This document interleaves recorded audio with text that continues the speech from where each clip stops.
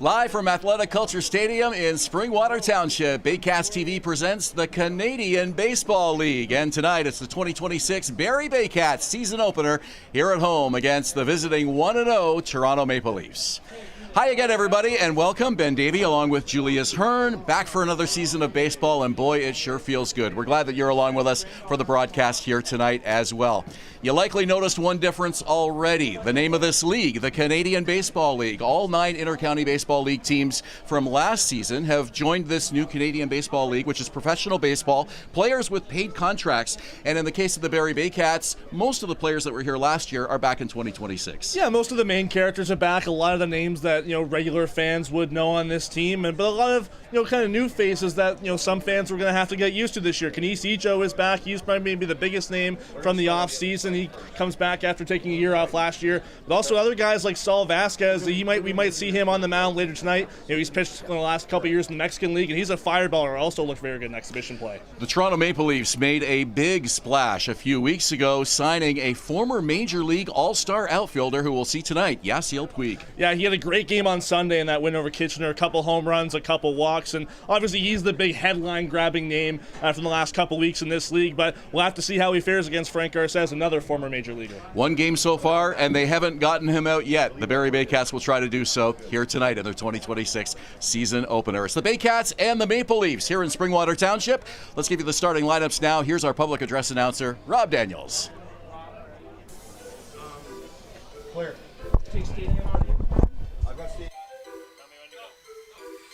Good evening, ladies and gentlemen, and welcome to Athletic Culture Stadium for the 2026 home opener for your 8-time Dominico Cup champion, Barrie Baycats.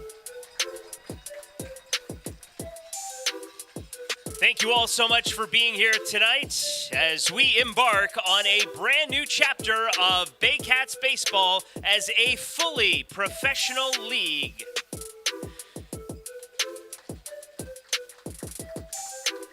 Tonight's Canadian Baseball League matchup features the visiting Toronto Maple Leafs and your hometown Barrie Baycats.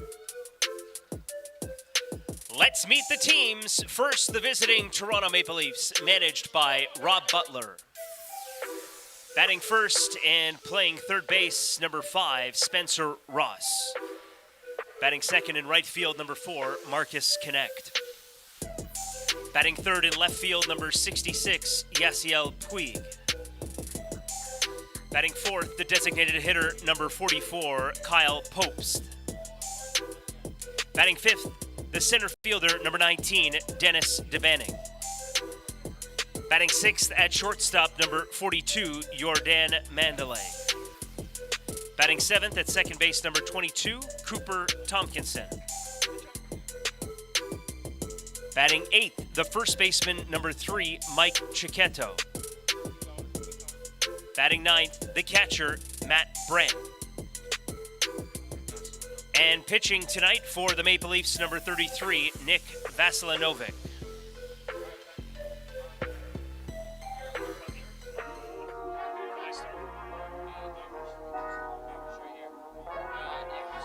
All right, fans, let's meet your 2026 Barrie Baycats.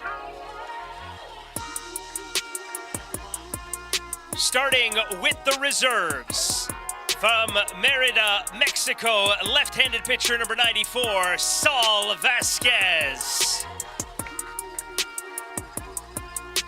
From Coquitlam, British Columbia, infielder number 55, Hayden Jaco. From Villa Verdi, República Dominicana, right-handed pitcher number 54, Oscar Moreta. From Sydney, Australia, outfielder number 49, Brendan Daly. From Sudbury, Ontario, left-handed pitcher number 45, Braden Pakala. From Peterborough, Ontario, catcher number 44, Tyler Plumpton. From Cotuí, República Dominicana, left-handed pitcher number 43, Juan Mejia. From Peterborough, Ontario, outfielder number 34, Justin Groves. From Alliston, Ontario, catcher number 32, Carson Barker. From Santo Domingo, República Dominicana, right-handed pitcher number 30, Juan Benitez. From Toronto, Ontario, catcher number 29, Kristen Huyanosar. From Scarborough, Ontario, infielder number 28, Noah Hull. From Calgary, Alberta, outfielder number 23, Clayton Keys.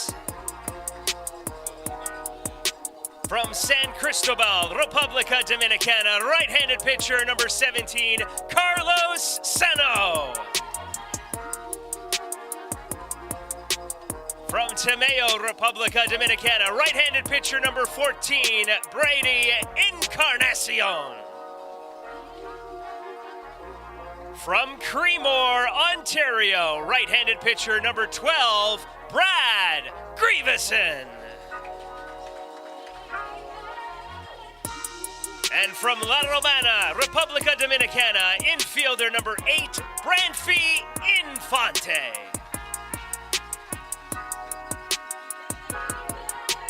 Now let's meet your coaches and medical staff. First base coach number 15, Jeremy Eulenbrook. Third base coach number 19, Andrew White. Pitching coach number 12, Brad Grieveson. Your head athletic trainer, James Anderson. And medical director, Rick Shaley.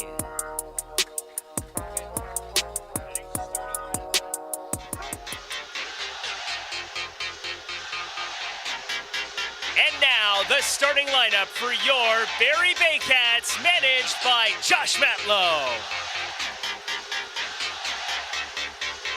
Leading off from Brampton, Ontario, welcome back your center fielder, number 7, Kenise Ejo. Batting second from Montreal, Quebec, shortstop number 11, Brandon Hernandez. Batting third from Maple, Ontario, left fielder number 95, Noel McGarry Doyle. Batting fourth from Barrie, Ontario, we are so happy you're back, healthy, and in the lineup, the designated hitter, number 27, Ryan Rio.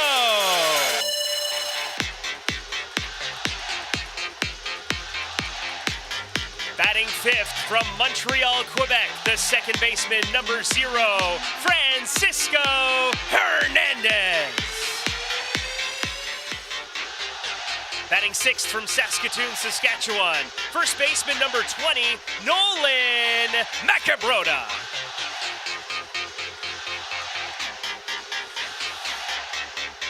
Batting seventh from Imantel, República Dominicana, outfielder number 13, Edgar Figueroa.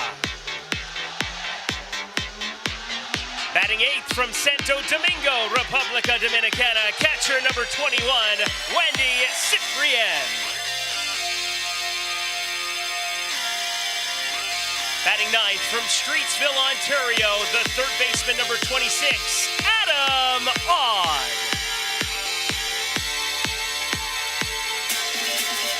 And on the mound tonight for your Barrie Baycats from San Cristobal, República Dominicana, left-handed pitcher, number 97. Let's hear it for Frank Garson.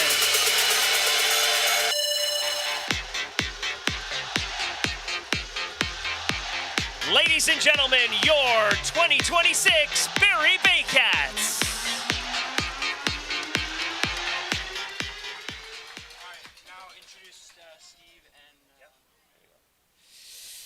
Fans, please Please welcome Chairman of the Board, Steve Perriard, and longtime Baycats President, David Mills, to the field to share a message before tonight's ball game.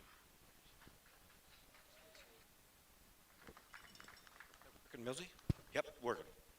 Thank you very much. Great to see all the fans out on a very cold evening. We're going to have a great season, as usual. And I'd just like to talk to Davy Mills about if you'll see on each back of the player's jersey is PM, which is for Paul Marley, who was very important to this organization from the start back in 1999, along with Dave and Gary Inskeep, in bringing Baycats baseball to Barrie.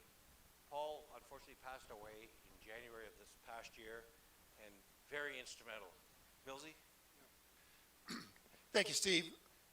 Paul Marley was really the base of this organization. If you can think 2001, we started 25 years ago against the Toronto Maple Leafs, May 12th. In February of that year, we had no stadium, no infield, no seats.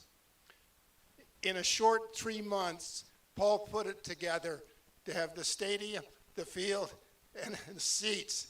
So he was just instrumental in everything that is Baycats today. So he was a best friend and a great person to be here. So thanks very much. I know Paul is looking down on us, and he's going to be pretty proud. Thanks so much. The last thing that I'll say, boys, PM's on the back of your jersey for the rest of the season. Paul's one of the intricate parts of why you guys get to play baseball in Barrie. Play well and win. Yeah.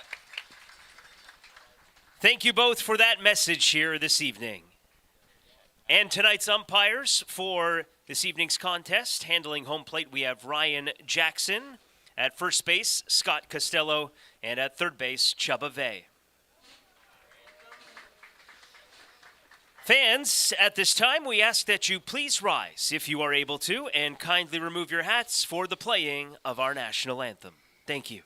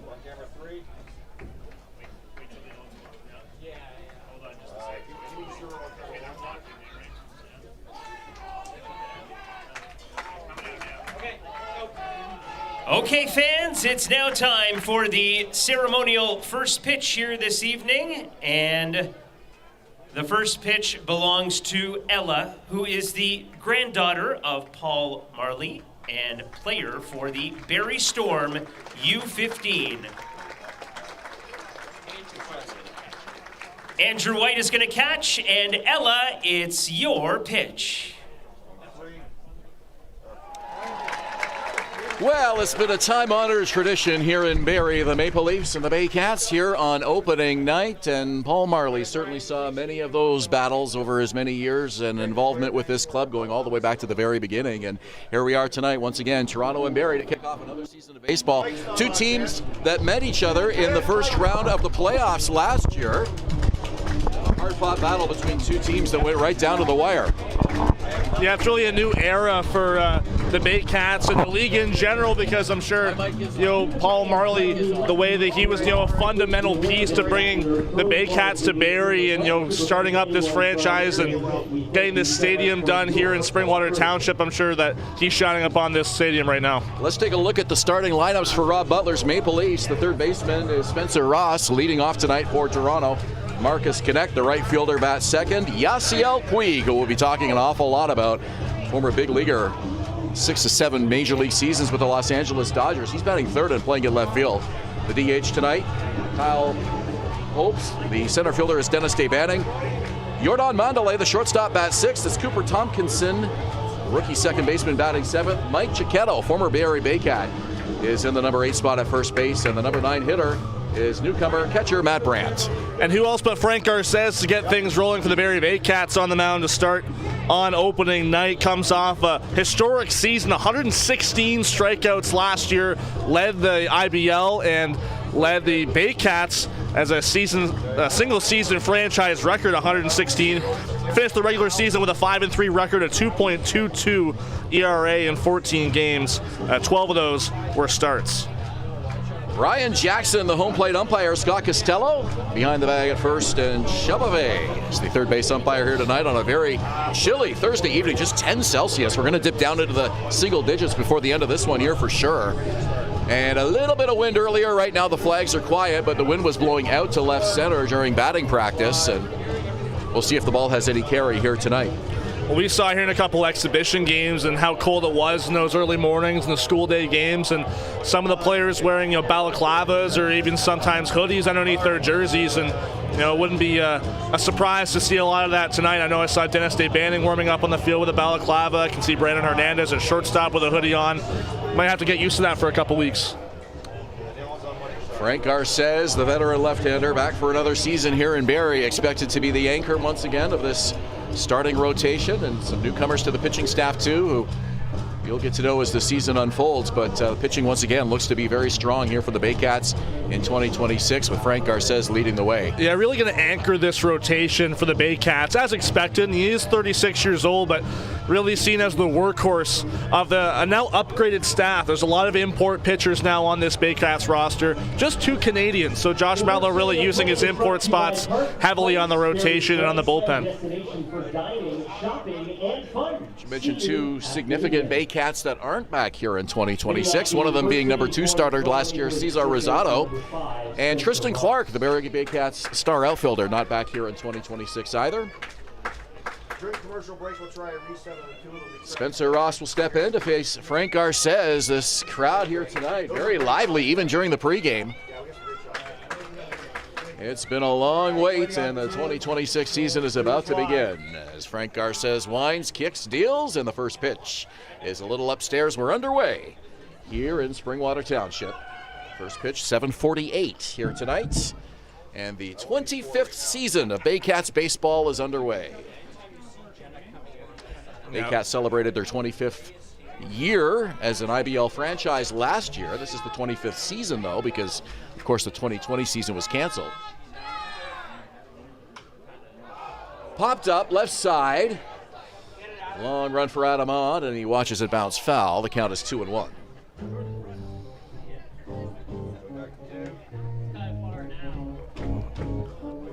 Mentioned earlier how this Toronto Maple Leafs team already coming off a big game on Sunday to open their season. They're 1-0, an 8-6 win over the Kitchener Panthers, and kind of got their game going a little bit earlier on, maybe a bit warm now to the CBL season. Ross played second base in that game, went 2 for 4 with a run scored, and he lifts this one high to right field. Edgar Figueroa coming over, but it's the second baseman, Francisco Hernandez, who had a long way to go. Back on the outfield grass, makes the over-the-shoulder grab, one away. Let's give the defense here now for the Barrie Baycats. The outfield from left to right, Noel McGarry-Doyle, Kenise Ejo in center, Edgar Figueroa over there in right field. On the infield, Adam Ott is back at third base, the Hernandez brothers, Brandon and Francisco at short and second base, Noah Macabroda at first, and Wandy Cyprian, an import catcher. We'll get to know him a little bit more as the season goes on. He's catching for Frank Garces. So Marcus Connect, who has had some big hits against the Baycats over the years and some monstrous home runs as well, comes to the plate for the first time, and he takes a called strike on the outside edge. You know, big name in his own right. He's been in this league quite a while, and I remember last year was really a big year for him. He was named an all-star, and he was telling me last year he felt really healthy last year compared to some of the years beforehand. Fastball on the inside part of the plate, just off 1-1. Yasiel Puig is on deck, and you will hear the reaction from these fans, I'm sure, when he comes to the plate in a moment. Garces, pitch, swing and a miss. 1-2.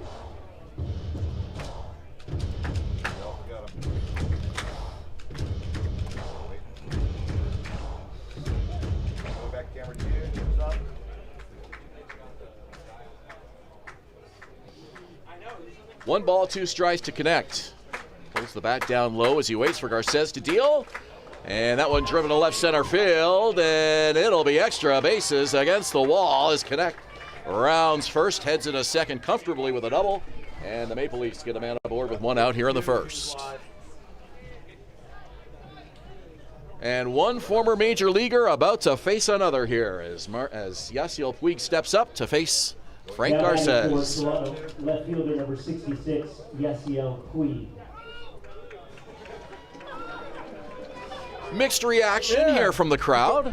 Some scattered applause, and of course the opposition reaction that you would expect from a hometown crowd here in Barrie, and a visiting player of significant status comes to the plate. Yeah, not what I expected from the first at-bat reaction, but you know, obviously these fans, and you know, when they face Toronto, it's obviously a heated rivalry, especially coming off back-to-back playoff matchups, and you know, these teams, you know, it's just down to 400 from each other, so it's always a marquee watch. The first pitch was well off the plate. We'll see how carefully Garces might pitch Puig here, or whether he comes right at him and challenges him. He goes hard inside with a fastball there, 2-0, so I two think pitches and nothing really that Puig could do with either of those. I think that was an important pitch right there, just to show Puig, if you're Garces, you're not afraid of him. Kind of work him in, brush him off the plate a little bit, especially coming off that 2-homer performance on Sunday at the pits. 2 for 2, and both of those hits were home runs, and another one inside 3-0. So Garces being careful here not to put anything over the juicy part of the plate. Well, keep in mind, these two faced each other when they were in the major leagues, twice in fact, in 2014 and 15, and 0 for 1 with a walk was Puig against Garces when the Dodgers faced the Padres. That was a long time ago. You have to wonder if either of them have any recollection of those at-bats. There's a strike, 3-1. Garces with the Padres and Puig with the Dodgers. You got to imagine that Puig is going to be patient to start his CBL career. Still just 35 years old. 3-1 pitch on the ground, foul. Hit that one sharply down the third base line, and now it's a full count. It might have been a little bit of a chase for Puig there. It looked like that one might have been, veering outside in the lower part of the plate. But this is a huge pitch now for Garces and a full count, trying to come back from 3-0. Frank Garces had 116 strikeouts last year.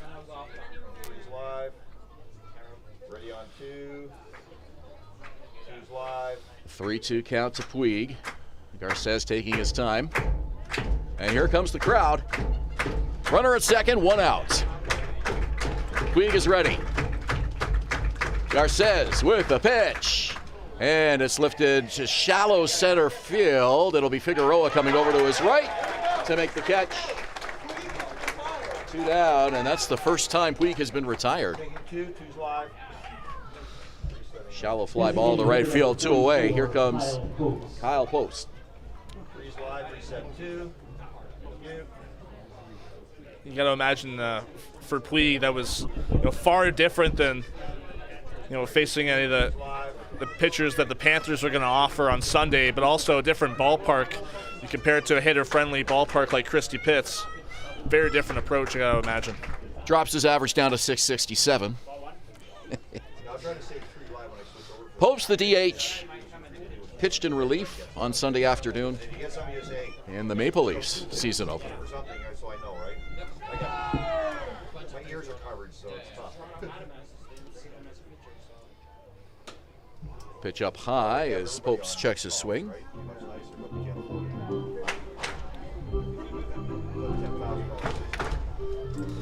It really comes over as kind of a two-way player for this Maple Leafs team, and obviously super valuable to start. He had that save on Sunday afternoon and locked down that 8-6 win. Pitched an inning in the third, as well as starting as the DH. Garces with a look over his shoulder, kicks and fires. 2-0 pitch is a called strike.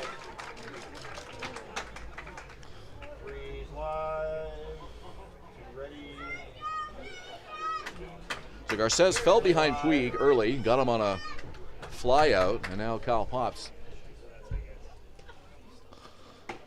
with a 2-1 pitch, and Garces battles back and draws the count even, 2-2 now. The runner at second is Marcus connects on a one-out double. And now Frank Garces, one pitch away from getting out of this top of the first.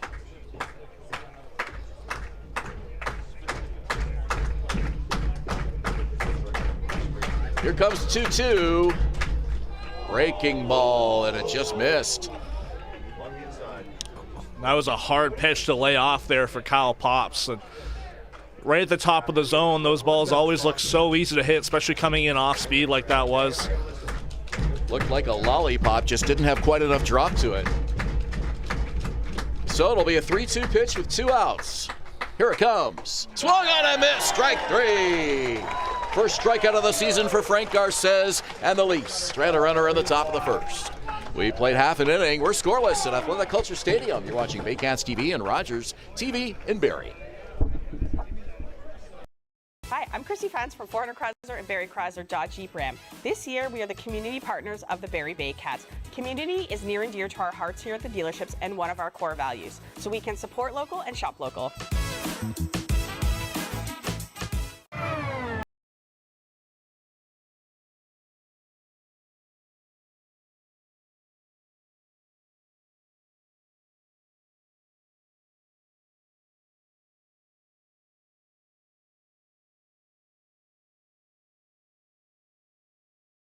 Prices and quality? Go to Reno Liquidation Depot, where you'll find vanities, flooring, toilets, exterior doors, and so much more. Visit Reno Liquidation Depot today. Danielle May Real Estate, supporting the Barrie Baycats and ready to help with all of your real estate questions. What is your home worth? Should you sell now or wait? Danielle is dedicated to your success. The next time you think real estate, think Danielle May.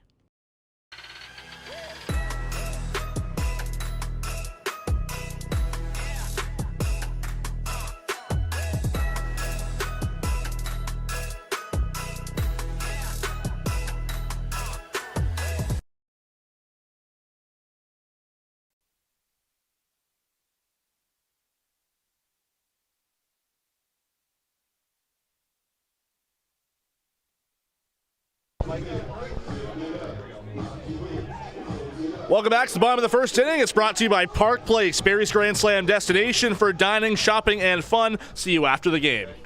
And the Barrie Baycats will send Kenisi Jones, Brandon Hernandez, and Noel McGarry Doyle to the plate here at the bottom of the first inning. Rio, the veteran DH, that's Hernandez in the number 5 spot at second base. It's Nolan Macabrota at first base, batting 6th. Edgar Figueroa in right field. Juan Ciprian, the newcomer catcher, batting 8th, and Adam Odd rounds out the order in the number 9 spot at third base. On the mound for the Toronto Maple Leafs, left-hander Nick Veselinovic making his season debut. Former Division I talent, played at Niagara before he transferred her senior year at Winthrop. And then last summer played in Sylvan Lake in the WCBL, pitched to a 4.71 ERA with a 2-3 record. There's one that glances off the top of the bat of Ejo, and it's well over our heads. 1 ball, 1 strike. There's a lot of pitchers that this Maple Leafs squad are really excited about, this being one of them. Especially bringing a Division I talent and a left-hander at that. That's a big add to your lineup. Foul back to the screen. It's 1-2. Ejo with 2 home runs and 3 exhibition games, including one in front of a packed house here on one of the 2 school day games that the Baycats did last week. Kids from elementary schools across Barrie and Simcoe County here enjoying an afternoon of baseball, and boy, was that a lot of fun. It was great to see the park packed, especially, a sunny day like that really made you feel like you're at home again after a long winter without baseball.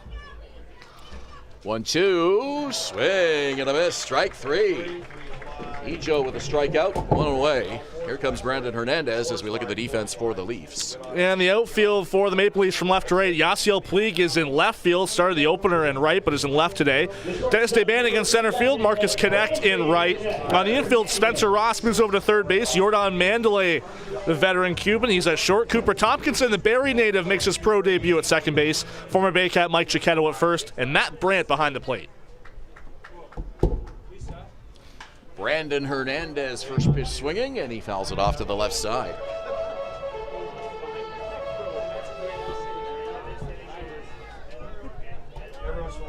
Second-year Baycat, hit .268 last season, couple home runs, 21 RBIs. Taking all the way, and it's on the outside corner for a strike. He's behind now, 0-2.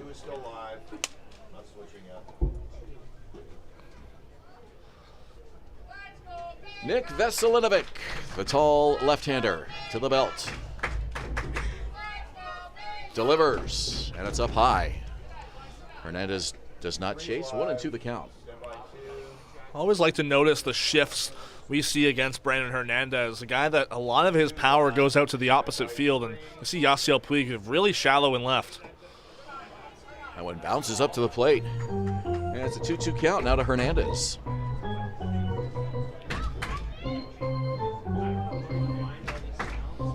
Noel McGarry-Doyle is on deck.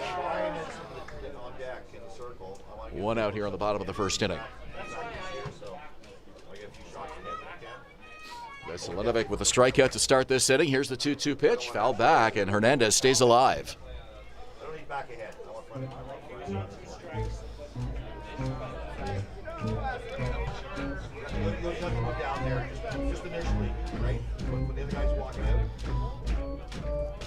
Veselinovic 6'5", 215, so a tall, lanky left-hander.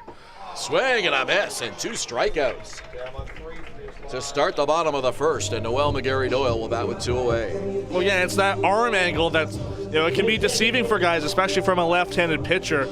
Coming from that kind of height, very different to see, especially early on in the season. A lot of these guys haven't had a lot of experience seeing live pitching, let alone a lefty. He is a towering presence. And what a year this guy had last season, a .373 average. He made his first all-IBL team. It was a really impressive year. Got a shot with the Ottawa Titans in the Frontier League, but has made his way back to Barrie. And also went to the Quebec Capitals camp earlier this spring, but was cut. He's had some really nice opportunities, and he's tapped into a little bit of power in his stroke as well. 5 home runs last year. And some clutch ones at that, too. He came in the right moment for Barrie. 1-1 pitch. Fly ball pretty deep. Left field. Puig back at the wall. Reaches up and makes the catch. A long fly out to left field, and it's a 3-up, 3-down first for the Baycats. And it's a scoreless tie after 1 here at Athletic Culture Stadium. You're watching Baycats TV and Rogers TV Barrie.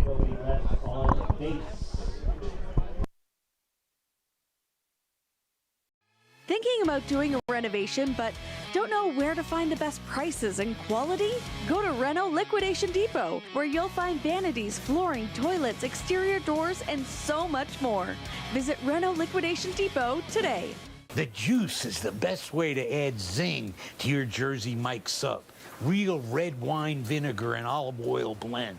And I like a lot of juice. Pour it on. Go ahead.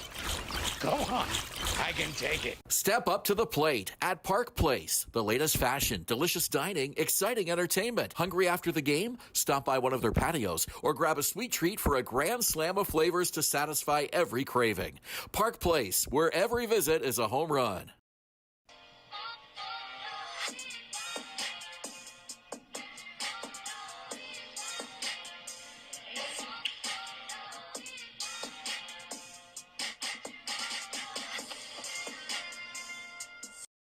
Silo Athletics, opening this July in South Barrie off Bryn, a premium indoor training facility for baseball and soccer, offering camps, team sessions, and high-energy birthday parties, built for athletes, teams, and families all year round.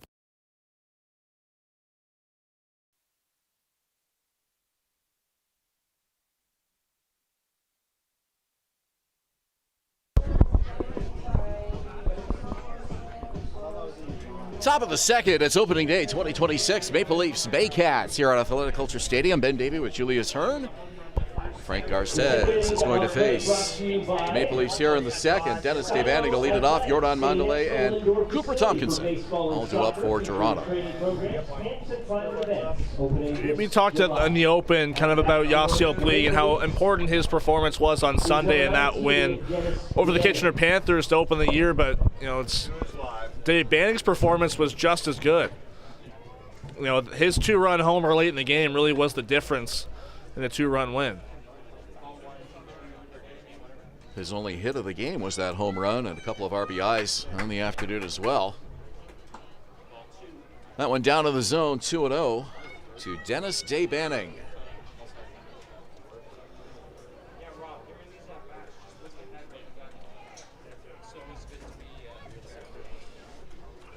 Garces with the abbreviated wind in the pitch. Just missed in tight. 3-0 now. He's behind Banning. Very unlike Garces, and obviously it's the start of the season, but usually this is a guy that he'll pound those first pitch strikes in. Really a 75% clip for much of his IBL career. Gets that one over for a strike. 3-1. Well, he fell behind Puig and got him to fly out. Fell behind Pops, got a strikeout. Well, you're right. Signature Frank Garces start usually has him getting ahead in the counts early, and that's the secret to keeping his pitch count low and going deep in games. And now he battles back again here to make the count full, 3-2. And Dave Banning had the bat dropped. He thought that was going to be ball four. He was ready to take his shin guard off, but to his surprise, he's got to step right back in.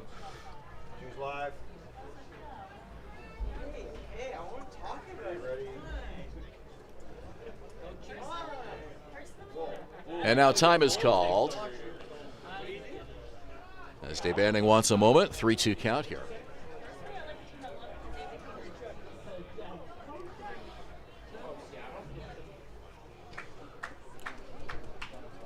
Fly ball left field. And the catch is made by Noel McGarry-Doyle as he sprints over to his right. And one away. Here comes Jordan Mandalay. The shortstop, number 42, Jordan Mandalay. One of the changes, one of many that we can expect to see here in the Canadian Baseball League at some point, is the addition of the pitch clock, which has worked out very nicely in Major League Baseball. They don't have the equipment and the setup quite for it yet, but we're told at some point mid-season there will be a date announced where all teams will switch over to that format. Yeah, I had a couple players ask me today, what the expectation might be, and very little on our end is known about it, but we have heard that it could be implemented mid-season. That one off the inside of the bat, and it drops to the second baseman, and nice job by Hernandez to get over there. Just didn't have time to get a throw off, so a weak hit off the inside of the bat for Mandalay. He's aboard. Second hit of the game for the Maple Leafs. That really was just a case of Nolan Macabrota maybe over-pursuing a little bit on the batted ball, kind of took him out of position. No way he was going to get back to first base for a throw.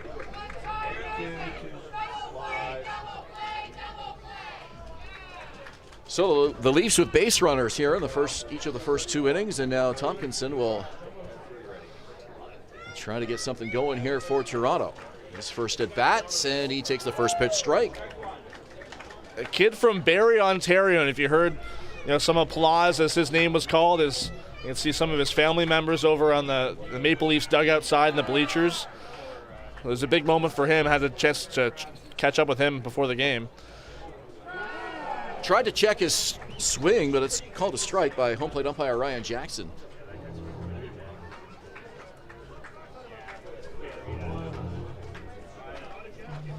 So he's behind on the count here, 0-2. Here comes the crowd.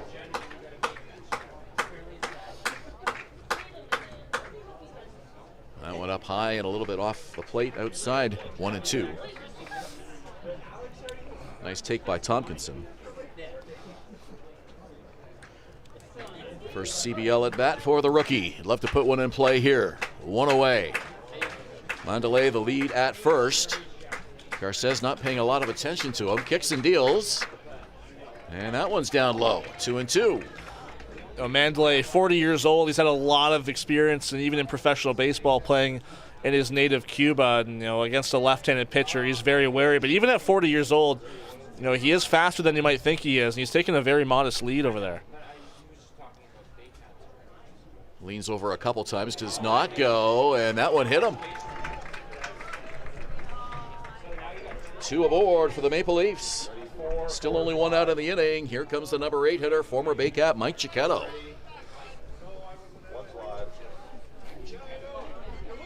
The first baseman, number 3, Mike Cicchetto. Well, Cicchetto looking for his first hit of the season after an 0-for-3 start on Sunday afternoon. A guy who has a lot of power. Kind of guy that, he's got a great swing. It's about, barreling it up. It can go a long way. Well, we've seen him hit some absolute moonshots in both parks, but especially Christie Pitts in Toronto. That shallow outfield fence all the way around. He sent a few of them over to the snack bar.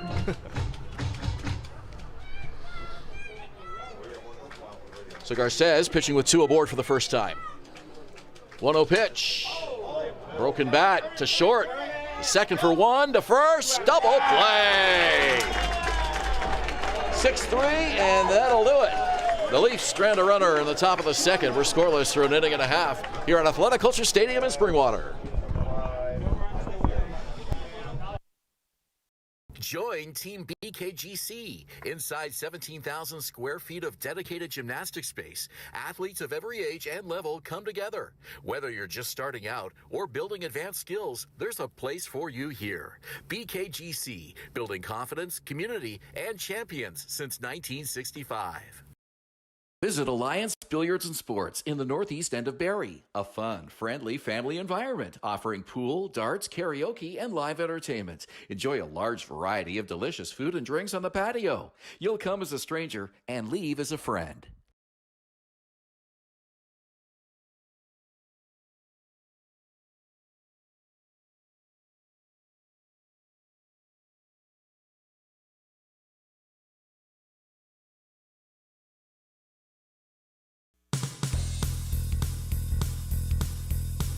Join us this summer at the Baycats Summer Baseball Camp.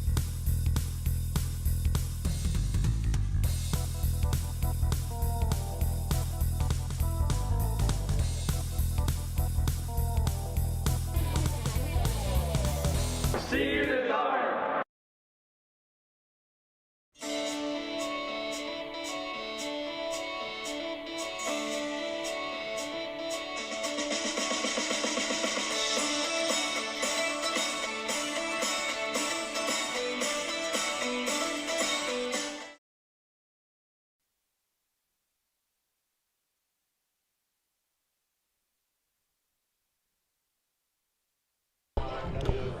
Second inning of play is brought to you by Silo Athletics, a next-level indoor facility for baseball and soccer, featuring training programs, camps, and private events opening this July. Ryan Rio, the veteran Barrie Baycat, lead it off for Barrie here in the bottom of the second. Francisco Hernandez on deck. Nolan Macabro on a follow. What a start Rio got off to last season before an injury sidelined him. Some health issues took him out of the lineup for most of the season. Only got 8 games in, but he was on a torrid pace. 448 average, 4 homers, 10 RBIs, all in just 8 games. Yeah, we know how big this game is for him personally. it means a lot for him to come back and enter this season 100% healthy. It was a scary situation last year. He had myocarditis. And he came up to the booth with us to talk about it a little bit, and he didn't shy away from it, which is nice. And kind of approached it head on. He had that one plate appearance in the playoffs. I know that meant a lot to him too. So a lot of the fans here knowing it's a big moment seeing him back in a Baycats uniform.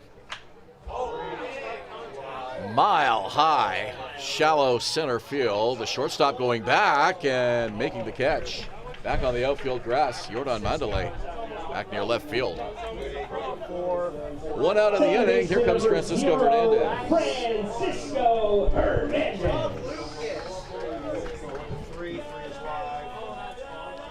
Francisco Hernandez had a big walk-off home run in the IBL Championship Series last year against Welland. A series that the Baycats would lose. That was a thrilling home win for Barrie against the eventual league champs. 0-1 the count.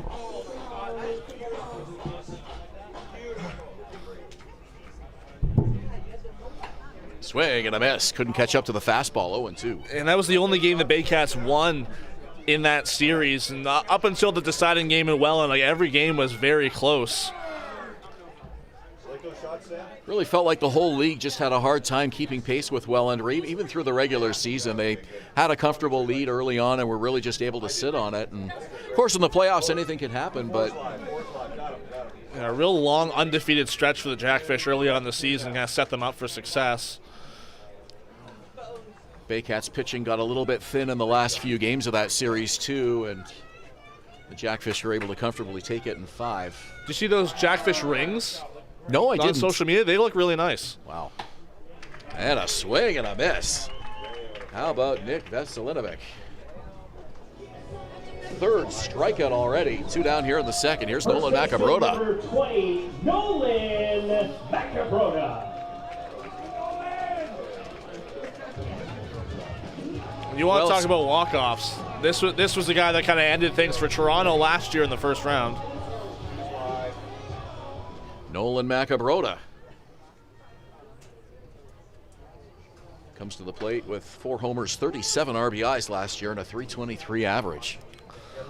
He led the team in RBI for the second consecutive year, but he was telling me a lot of work was put in this offseason to try and cut down the strikeouts. Really had a nice kind of turning point late in the season, if I remember correctly, where after cooling off a little bit mid-season, he kind of started to find his swing again. I imagine maybe the home run derby had something to do with that. You competed in that, lost in the first round to Jonathan Salazzo. 1 ball, 2 strikes. Salazzo, former Maple Leaf, and you've seen him here an awful lot over the years in these games. 1 ball, 2 strikes.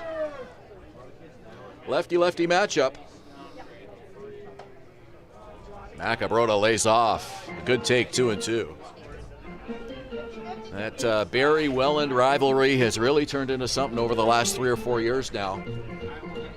Jackfish with 2 championships in 3 years. The Baycats winning it in 2024 over the Guelph Royals.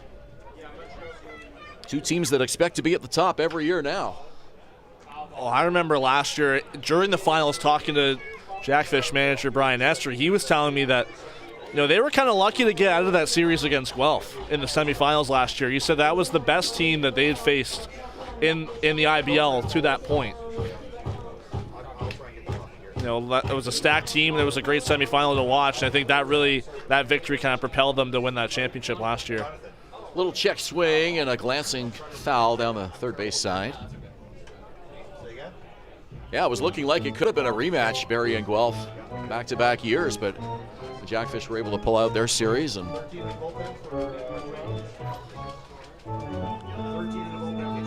Macabroda's done a really nice job protecting the plate on a 2-strike count. A couple check swing fouls down the third baseline have kept him alive.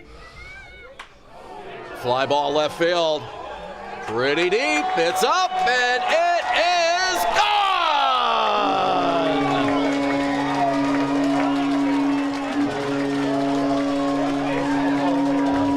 Well, as the late John Sterling would say, it is high, it is far, it is gone. Nolan Macabrota with a solo shot. Barrie on the board first.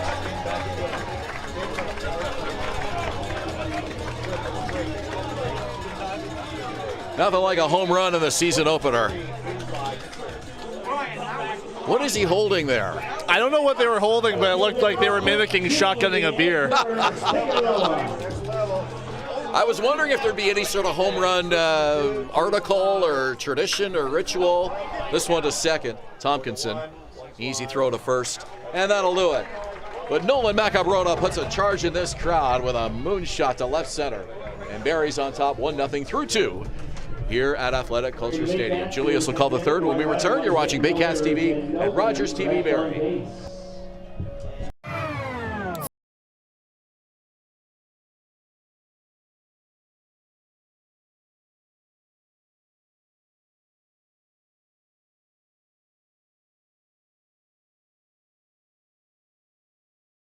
From Foreigner Chrysler and Barrie Chrysler Dodge Jeep Ram. This year, we are the community partners of the Barrie Baycats. Community is near and dear to our hearts here at the dealerships and one of our core values, so we can support local and shop local. Join Team BKGC. Inside 17,000 square feet of dedicated gymnastic space, athletes of every age and level come together. Whether you're just starting out or building advanced skills, there's a place for you here. BKGC, building confidence, community, and champions since 1965. Step up to the plate at Park Place. The latest fashion, delicious dining, exciting entertainment. Hungry after the game? Stop by one of their patios or grab a sweet treat for a grand slam of flavors to satisfy every craving. Park Place, where every visit is a home run.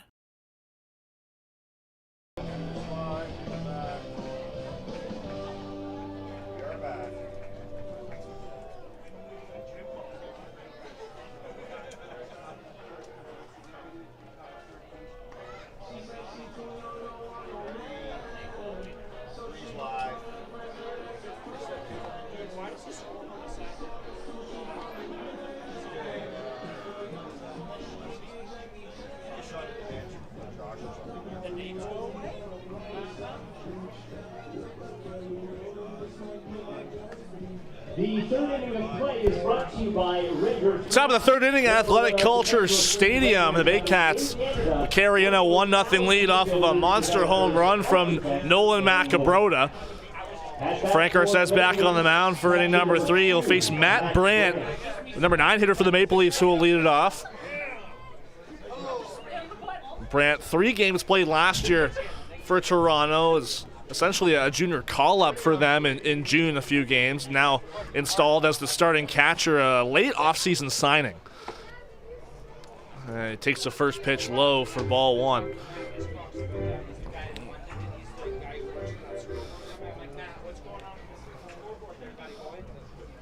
The 1-0. Swing and a miss from Brandt. It's 1-1. Brandt really the only maybe full-time catcher so far available for the Maple Leafs. It was expected that John Javier might take over that role full-time.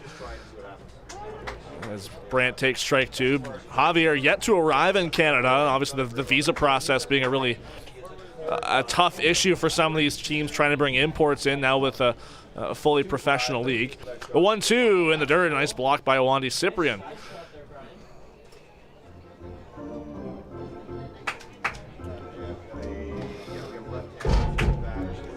Javier was really a fixture in the Leafs lineup and wasn't always sure at times where he would fit into the lineup, but really caught on as a designated hitter in the playoffs and brought the Maple Leafs to a couple playoff wins against the Baycats. The 2-2 called strike 3. Brandt goes down looking.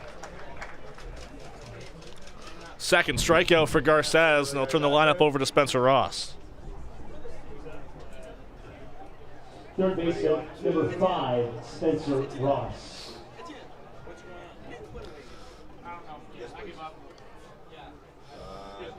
Ross popped up his first time out, or first time up.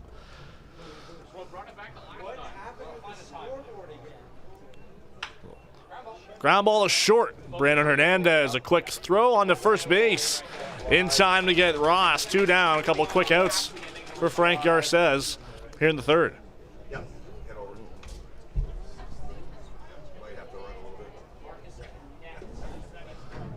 I'll bring up Marcus Connect, who Fielder number 4, Marcus had a one-out Connect. double his first time up, and it was really threatening against Garces in the early going, especially with Yasiel Puig hitting behind him. I'll get on the next pitch here if you got something there. It'd be really valuable here for Garces to get out of this inning and leave Puig on deck. First pitch to Connect is a called strike. 4, 4's live. You're live. Blue. Going back to 2. 2's live. Thank you. Stay with us for a bit. Delivered from Garces, the 0-1. A flare out in the right center field into the gap. It's going to get down. Could be extra bases again for Connect. He's going for it. On the track, Ejo throws in another stand-up double for Marcus Connect. Who again has gone the other way off of Frank Garces and puts him in scoring position for Yasiel Puig.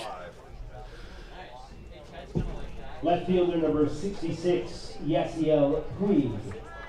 Good. Switching to 3. 3's live. Ready on 2. More jeers from Baycats fans upon another introduction of Yasiel Puig. Ready 2. 2's live. I know Ben Davy and I were talking about this off the air, but mentioned how cool it was that we could call a game with a couple players that Vince Scully, the legendary Dodgers broadcaster, would have called their games. Garces and Puig, with them playing in the same division for a couple years. So it's a first pitch strike. A much better start for Garces after starting Puig 3-0 his first time. 2 is frozen. Stand by. Switching to 3. 2 is frozen. Marcus Connect at second base, the 0-1 from Garces. That one's low. And Vince Scully, in his years as the Dodgers broadcaster, gave Yasiel Puig the Wild Horse nickname, and that one caught on enough for him to kind of wear it on the back of his jersey on Players Weekend when that was a fixture, and they had the nicknames in the back of Major League jerseys. The 1-1, that one just misses. 4's live. A bold take there from Yasiel Puig. 2 ready. 2-1, 2 out. 2's live. Garces taking his time, getting the signs from Wandy Cyprian. Kicks and delivers. That one catches the zone, and Puig not happy with that call. Okay, 4's live. That was a huge call in the favor of Frank Garces. I would love to get out of the inning here. Maple Leafs threatening it again.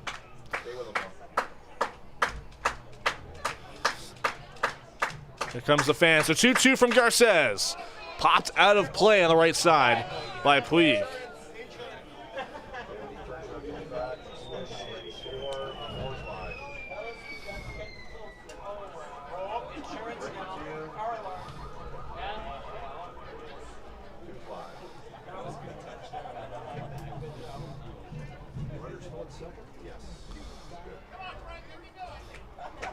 We'll try it again on a 2-2. Garces comes set. Former Padre to former Dodger. The 2-2 popped out of play. Almost a carbon copy of the last pitch.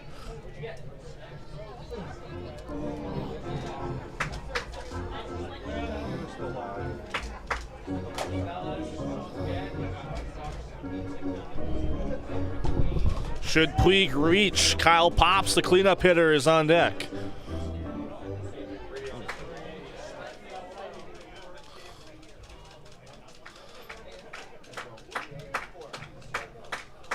Another 2-2 from Garces. Popped up, and it will slice out of play again. A bit closer to the bleachers this time on the right side. Puig really not afraid to fight off these 2-strike pitches from Garces.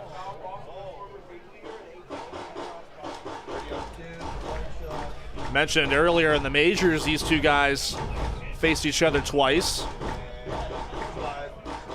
Puig a ground out his first time, then walked the next season.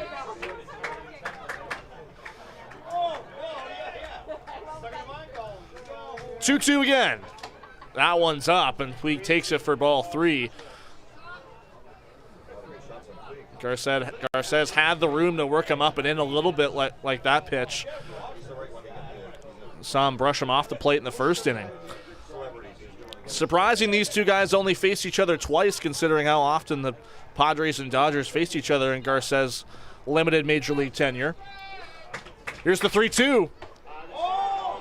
Just missed. And Yasiel Puig will take yet another walk. Very close take from the former major leaguer. And I'll put 2 on here for the Maple Leafs with Kyle Pops, the DH, coming to bat. Hitter number 44, Kyle Pops.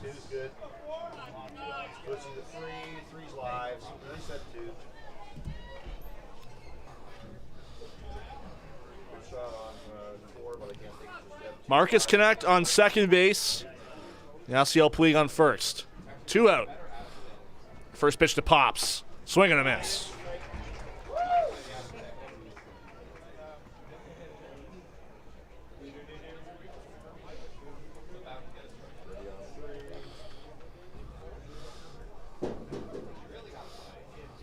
No hold on first for Puig. Breaking ball and a take from Pops. Didn't go around, says Chubave, the third base umpire.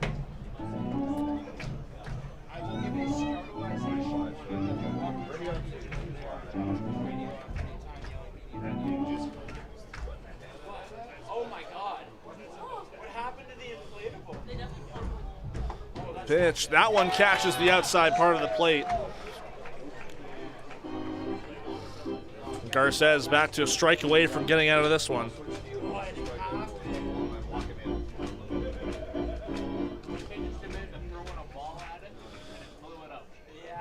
Garces set. Here's the pitch. Foul back to the screen.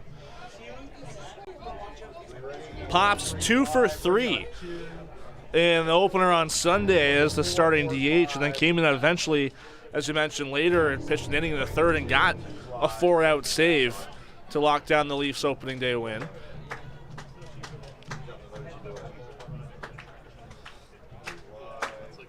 One, 2 in the dirt.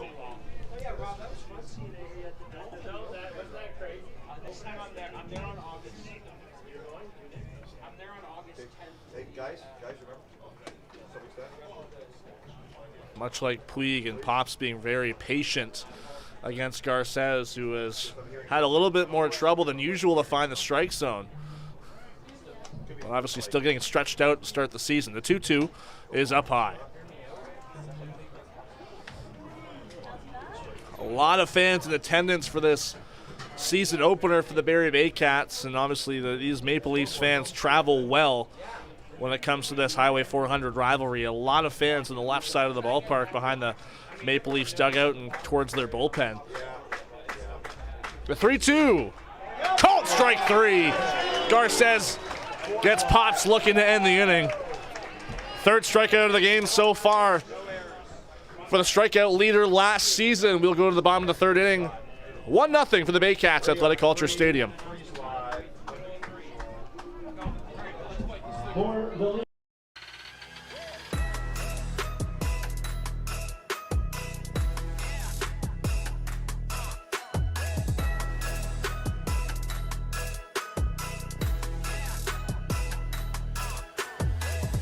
Hi, I'm Chrissy Fans from 400 Chrysler and Barrie Chrysler Dodge Jeep Ram. This year, we are the community partners of the Barrie Baycats. Community is near and dear to our hearts here at the dealerships and one of our core values, so we can support local and shop local.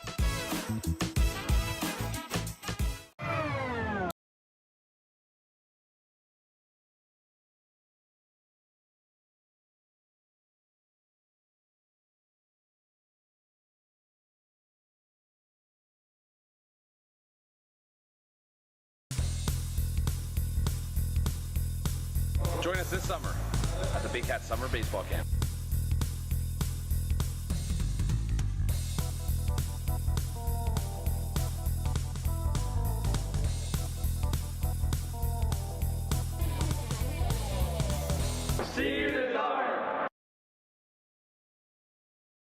Danielle May Real Estate, supporting the Barrie Baycats and ready to help with all of your real estate questions. What is your home worth? Should you sell now or wait?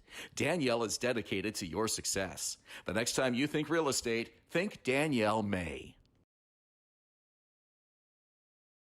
Okay, we are live.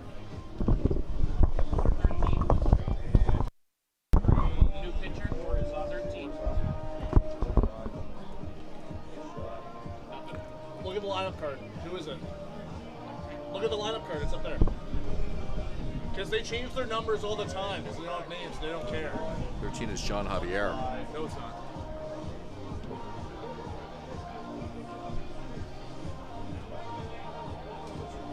There is no 13 on our sheet. Well, I might be able to recognize the his face. right numbers, man.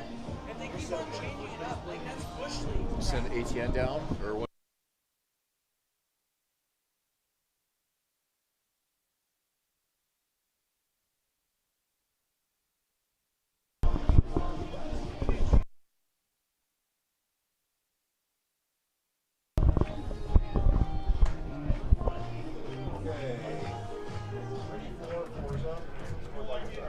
Bottom of the third inning is brought to you by Render 3D Quick, the #1 architectural 3D rendering company in Canada, working with thousands of builders, developers, architects, and more. Wandy Cyprian will lead off for the Baycats in this bottom of the third inning. Julius Hern along with Ben Davy in the season opener. In the CBL, first game in the CBL for the Baycats against the Maple Leafs. Cyprian sees the first pitch and drives it out to right field. Connect has to go back toward the track, and he makes a catch. Nearly spun around himself, but was able to stay upwards and make that catch. A nice grab from the veteran right fielder. Yeah, real nice job by Connect to stay with that ball. A little bit of a breeze blowing in from right field right now, and he had to backpedal quite a way, almost back just a few feet from the warning track to make that catch, but he stayed with it, kept his eye on it the whole time, and an important first out here in the third. Here comes Adam Aud, the #9 hitter. And we mentioned this last year when Adam Aud was the #9 hitter to start the year for the Baycats, and how dangerous a lineup would be with a guy like him as the #9 hitter.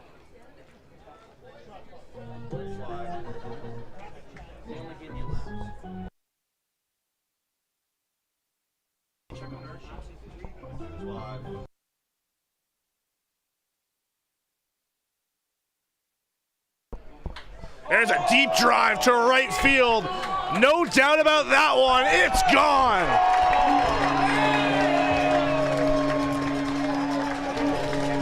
Adam Aud with a no-doubter to right field. And the Baycats take a 2-0 lead.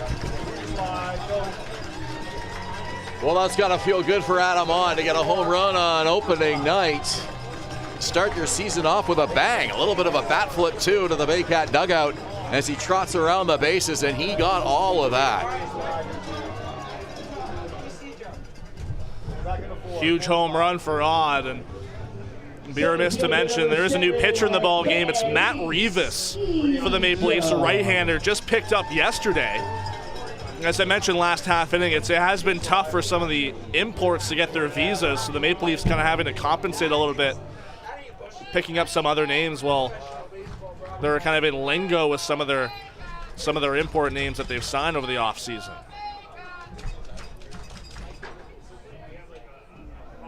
Kinesijo foul tips that pitch. It's 0-1. So Veselinovic in his first appearance of 2026, going just 2 innings here tonight, allowing only 1 run on 1 hit, and that was the solo shot by Nolan Macabrota. Very good control of his fastball, striking out 3, including back-to-back strikeouts to start this game, Ejo and Hernandez.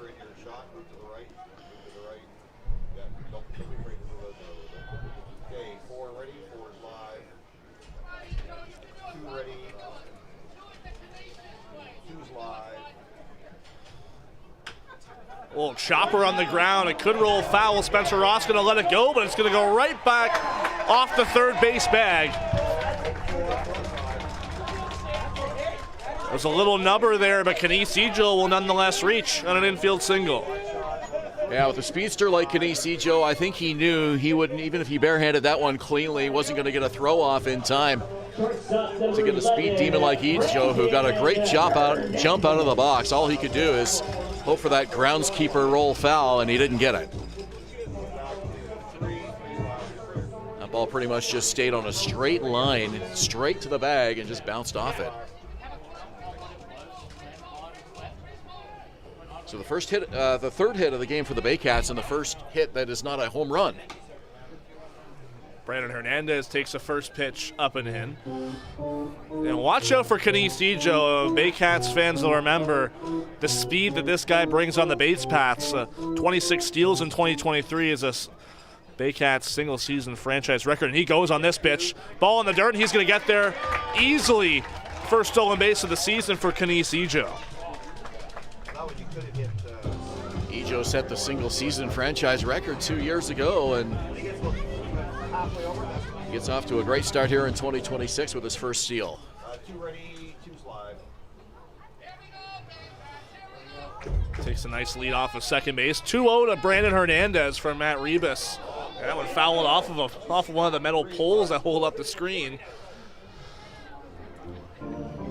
Some fans might be surprised Veselinovic going only 2 innings here in the second game of the season, but I imagine a lot of these players, their pitch counts will incrementally increase as we go through the year. That was a grounded foul on the left side. Rebus just signed yesterday by the Maple Leafs and comes from the United States. He's an American import. Division II pitcher last year, but another tall right-hander added to this Maple Leafs pitching staff. The 2-2. That one's in on Hernandez.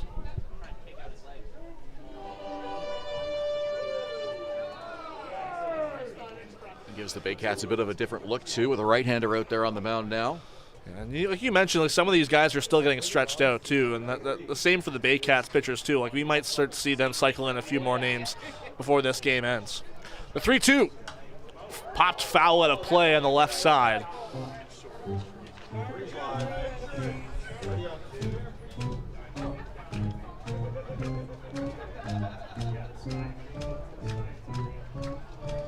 Frank Garces, on the other hand, typically doesn't have a pitch limit or an innings limit early in the season. 3-2. That one's low and in. And Brandon Hernandez works to lock 1 out and 2 on for the Baycats. And they'll bring up Noel McGarry-Doyle. Well, with first base open, clearly Rebus didn't want to make a mistake to Brandon Hernandez, and Hernandez able to work a walk. 2 runners on for the Baycats here off the home run by Adam Odd. And a good chance here to build a big lead. Well, you mentioned earlier the Baycats only had home runs before that single by Ejo. There's a deep drive to right field. And it's going to stay in the ballpark right in front of Marcus Connect. Quick cut off in the left or into second base, and Tompkinson will make the out of Hernandez at second. Hernandez having to hold up on Connect, and that might have been a smart defensive play. Maybe he deked Hernandez there. We'll have to check. Well, I'm a little surprised. Hernandez had to hold up on that in case Connect caught it, and I'm a little surprised he didn't kind of go halfway on it. And it looked like a catch that Connect was going to make.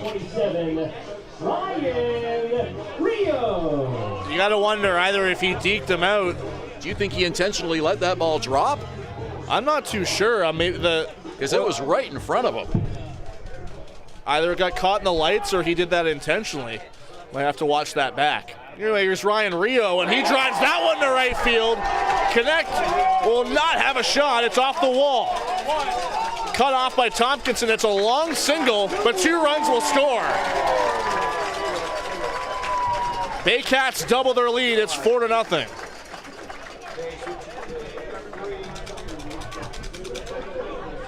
Well, Noel McGarry-Doyle wasted no time getting around the bases there. That ball off of Rio's bat like a rocket.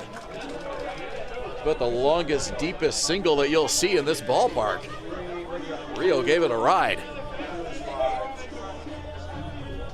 Seems like every Baycat this inning is seeing Rebus very well. A lot of deep drives to right field we saw from Wandy Cyprian as he led off the home run by Odd. And then also McGarry Doyle and Rio right there. 4-0. That brings up Francisco Hernandez with 2 out.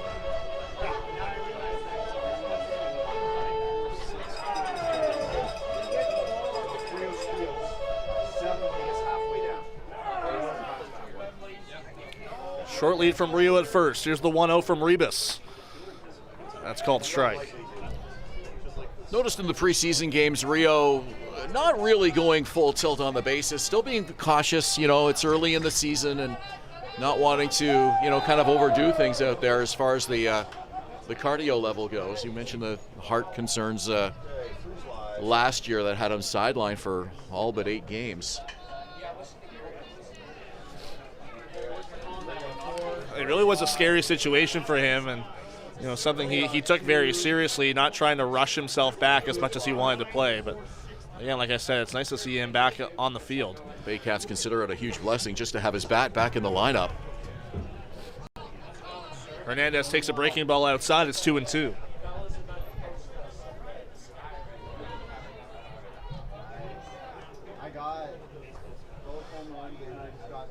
Check back over to first from Matt Rebus, his first outing of the season. The 2-2.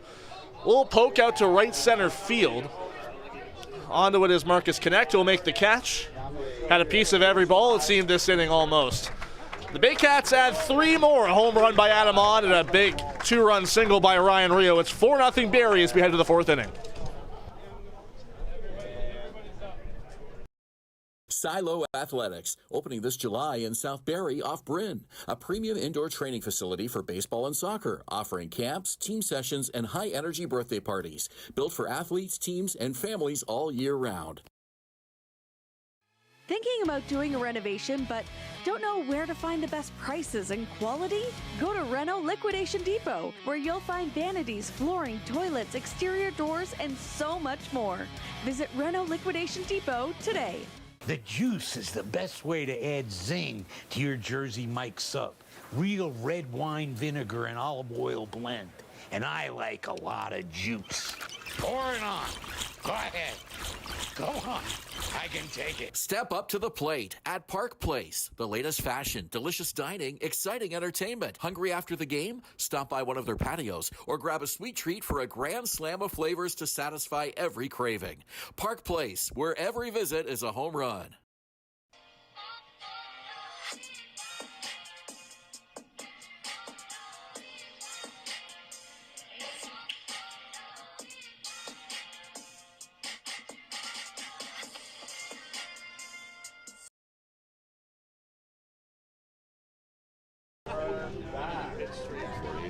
Good, how are you? Good. I got through 3 innings in an hour.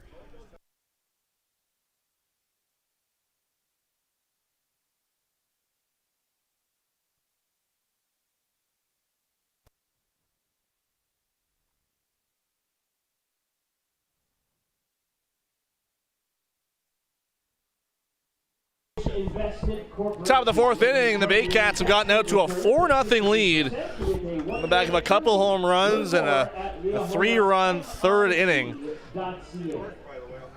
Toronto will have to do some catching up, and Dennis DeBanning, another power bat, he'll lead it off against Frank Garces to start the 4th.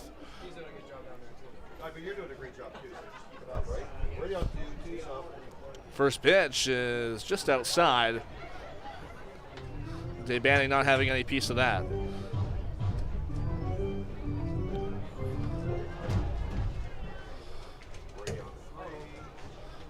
The 1-0 from Garces, that one's in the dirt. Second year in Toronto for Dennis DeBanning, a former Welland Jackfish, former Hamilton Cardinal. Seems to have really found a home in his hometown now as a Maple Leaf in his second year. It was a big part of their success last year. 2-0, drives that one to left center field. Ejo and McGarry Doyle back, and they're going to watch it fly. Dennis DeBanning, second home run of the season, and the Maple Leafs are on the board.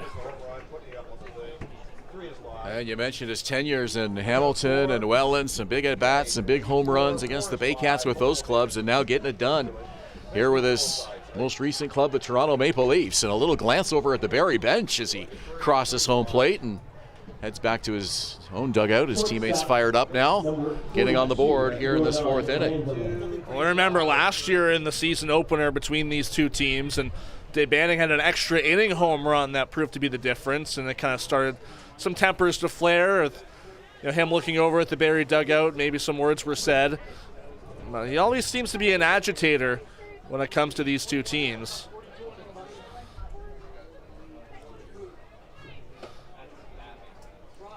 Jordan Mandalay wearing number 21. His regular number is 42, but alternate jersey for him today. It's a 1-1 count against Garces. Pokes that one in a shallow left center field. Coming in is Ejo. He slips, and he makes the catch. Great eye there from Kenise Ejo. Looked like he had a beat on it, and outfield grass maybe still a bit damp, but nonetheless a spectacular catch. Yeah, you don't see Ejo lose too many of those in center field, but clearly something happened there where he just sort of misread it or lost sight of it for a second, perhaps similar to what happened to Marcus Connect in the last inning in right field. But he was able to stay with it and held on to the ball. Neither of these teams having played a night game yet this season, or even an exhibition play. So maybe the lights just still getting used to the stadium lights this spring. Well, you're getting used to everything. You're getting used to the lights. You're getting used to the temperature, which is now into the single digits. 0-2, Tompkinson takes that one just outside. The weather we had here last week for the Baycats 3 preseason games in the afternoons were all very nice. Bright, sunny skies for the most part. We had rain on the Thornhill game, but the other two were the school day games were really good days. Nice afternoons for baseball. Common theme from all these visiting teams seems to be that Barrie is the cold city. It's the cold ballpark. It's psychological because we're so far north, right? Yeah. Called strike 3. Tompkinson goes down looking, and that's out number 2. The first baseman, number 3, Mike Chiquetto. Well, Tompkinson trying to stretch out that at-bat a little bit after Dave Banning, and Mandalay very aggressive at the plate, swinging early. And now it's the former Baycat Mike Chiquetto, the number 8 hitter. Chiquetto sees the first pitch low in the dirt.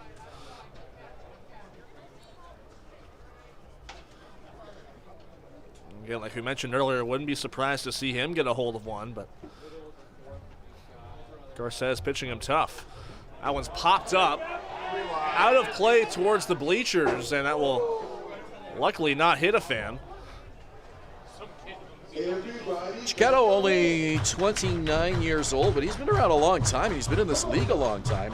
It's his second stint with the Maple Leafs. Stops in Guelph, and as mentioned, a couple of years here in Barrie as well. In the early part of this decade. And came back to the Leafs mid-season in 2024, where he started his career back in 2018.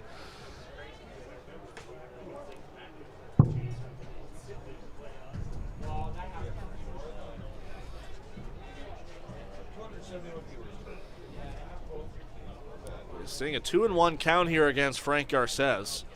And another one low in the dirt, blocked by Wandy Cyprian. 250 and 28 at-bats last season, and looking for his first hit here in 2026. 0 for 3 Sunday afternoon. Garces taking his time for his delivery. Here's the 3-1. A big cut and a miss from Chiquetto on what looked to be a high fastball. It works the count full. Yeah, I think that's how you got to pitch him hard and high in the zone and see if make him catch up to that fastball.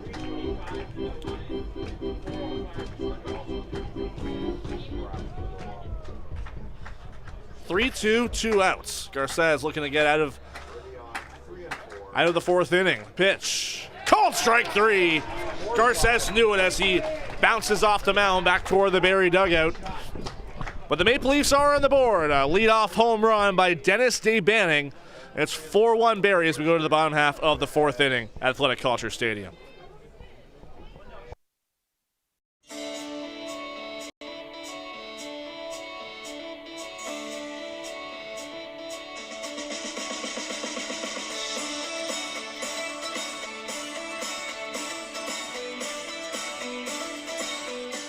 Join Team BKGC. Inside 17,000 square feet of dedicated gymnastic space, athletes of every age and level come together. Whether you're just starting out or building advanced skills, there's a place for you here. BKGC, building confidence, community, and champions since 1965.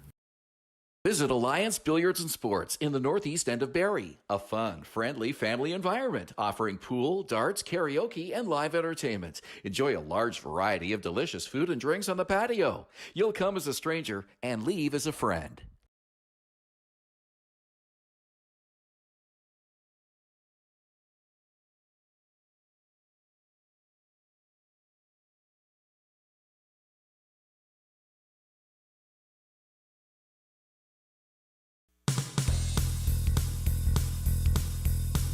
Join us this summer at the Baycats Summer Baseball Camp.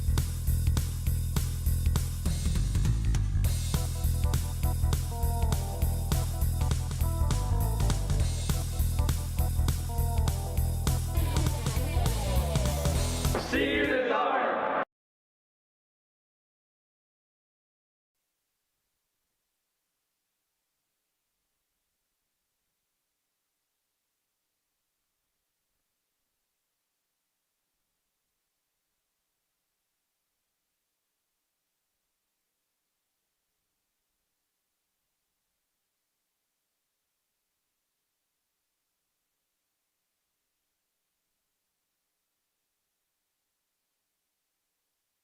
We go to the fourth inning. It's brought to you by Liahona Mortgage Investment Corp, delivering targeted investment returns with 6 to 8% with a 1-year maturity. Learn more at liahonamic.ca.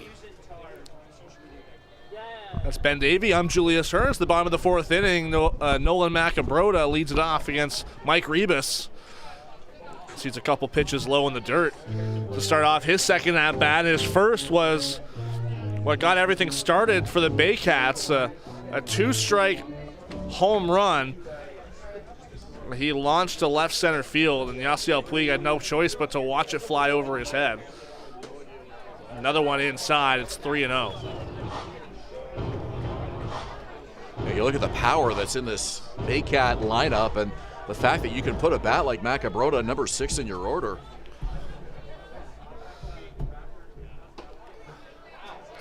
Four-pitch walk to start him off here in the fourth inning. And that's what happens. Opposing pitchers know they need to pitch him carefully, and in this case, he draws a 1-out walk. It's not what Rebus wanted to do, put the leadoff man aboard here in the fourth inning after his team scored in the top half. When you think back to last year, Macabroda was really hitting in the 4 spot for much of the season because of Ryan Rio's absence in the lineup. So really hard to pitch around, but he gets a walk here, and they'll bring up Edgar Figueroa, another new face in this Baycats lineup. Takes the first pitch inside, grounded out to second base, and a hard hit ground ball his first time up.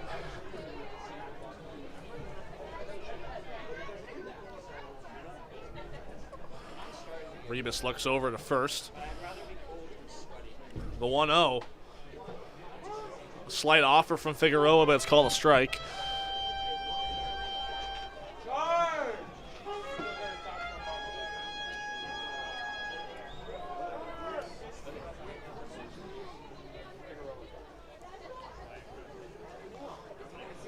Rebus, the delivery. Another called strike. Looked like the same pitch as the last. Just like that, Figueroa's down 1-2. I guess if there was one Achilles heel with the Baycats lineup last year, it was sometimes the bottom of the order. Struggled at times 6, 7, 8. Josh Matlow always likes to put a strong bat in the number 9 spot, but the bottom half at times lacked offensive production, and these are important additions. Figueroa and Cyprian in the number 7 and 8 spot here tonight. Blocked there by Matt Brandt. keep Macabrota at first. And it's a 2-2 count now to Figueroa, who did look very good in exhibition play. He started all 3 games. He was able to make some great contact as a left-handed hitter. That went up and away. Of the new additions, I think these are the two that Josh Matlow has clearly shown some early confidence in, even putting them in the opening night lineup here in 2026. Figueroa and Cyprian in the 7 and 8 spots, and giving them every opportunity to earn some good playing time this year. 3-2. That one is inside and in the dirt. A breaking ball that Figueroa sees will give him another free pass. So 2 straight walks to start off this 4th inning. And that will bring up Wandy Cyprian. Wandy Cyprian. Well, Mike Rebus came into this game in the 3rd, and the Baycats got some really good contact off him. Able to build that 4-0 lead. Toronto scoring in the top half of the 4th here, but now Rebus struggling to find the plate as it's moving around a little bit on him here in this bottom of the 4th. Baycats showing some good patience, getting base runners aboard early. First pitch to Cyprian is away, and it wouldn't be shocking to see Cyprian's approach just to be taken until you get something called a strike. Cyprian and Figueroa, as we were talking about, is we're going to see a mound visit here from Brian Sewell, the Maple Leafs coaching staff. These 2 guys were guys that Josh Matlow saw on a scouting trip in the Dominican Republic and was very impressed with. And with now 8 import spots in the CBL this year, you know, they are still very valuable, but these are the only 2 that aren't pitchers on this Baycats roster. So I think that goes to show how confident that Matlow is in their abilities.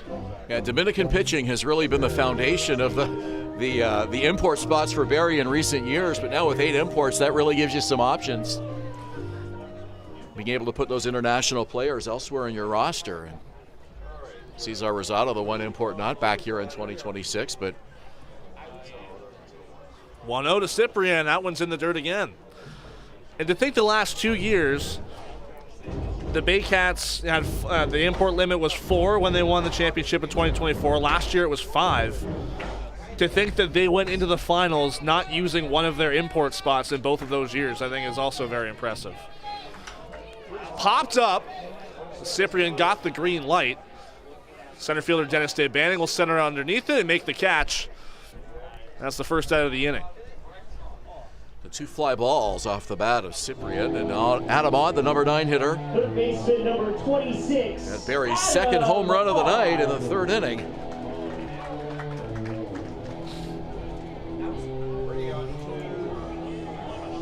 Bring up Adam Odd his 2nd time up, and his first one was a no-doubter, as I said. Another solo home run, and a good start for him. The 2026 campaign. First pitch from Rebus is a called strike. Odd clearly didn't like that call. I think consistent playing time will really help Adam Odd if he can stay in the lineup and be as healthy and as available as possible to really put up some big numbers for the Baycats like we know he's capable of. 0-1 is inside. Wasn't able to get a whole lot of time in the exhibitions last week, but obviously starting this season off strong. Played that couple innings in the game against Thornhill on Saturday. 1-1, another called strike. And him and his wife had a baby over the offseason, so congratulations to the Odds as well. That'll definitely keep you busy in the offseason.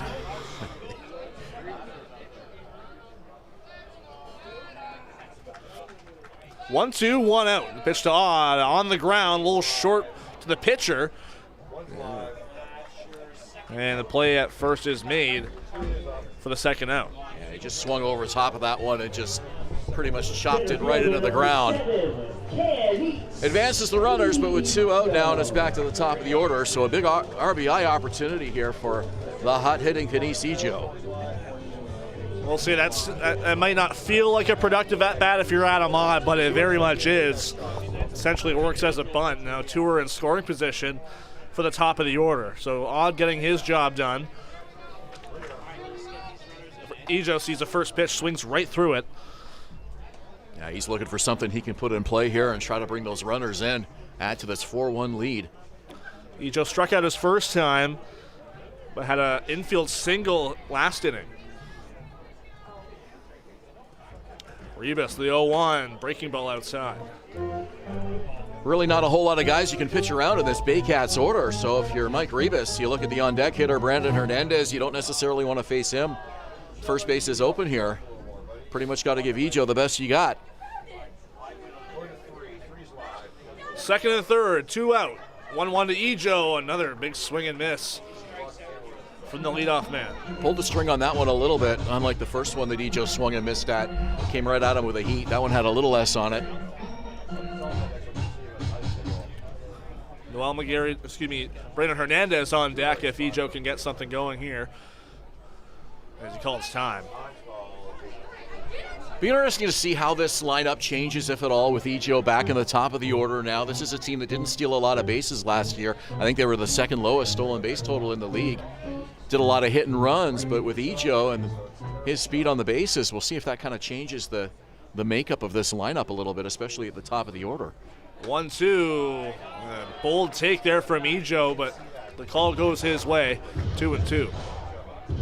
Well, that was a gutsy take. That ball just off the outside edge, but not by much. Rebus working quickly, trying to get out of this frame. 2-2. Poked foul towards the Baycats dugout. Looks like it went in as well.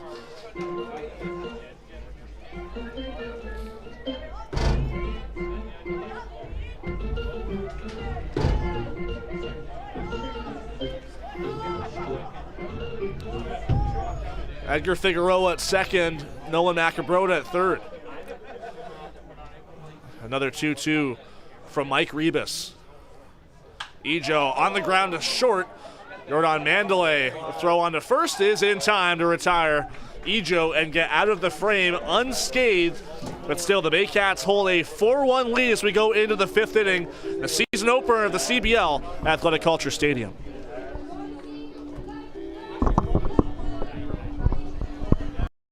Silo Athletics, opening this July in South Barrie off Bryn, a premium indoor training facility for baseball and soccer, offering camps, team sessions, and high-energy birthday parties, built for athletes, teams, and families all year round.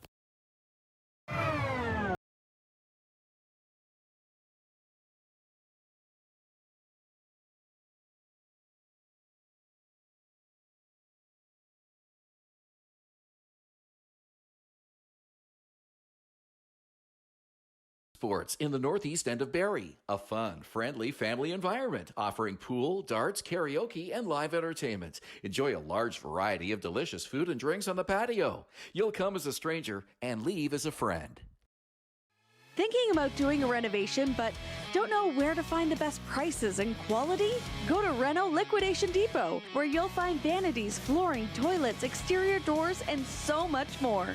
Visit Reno Liquidation Depot today.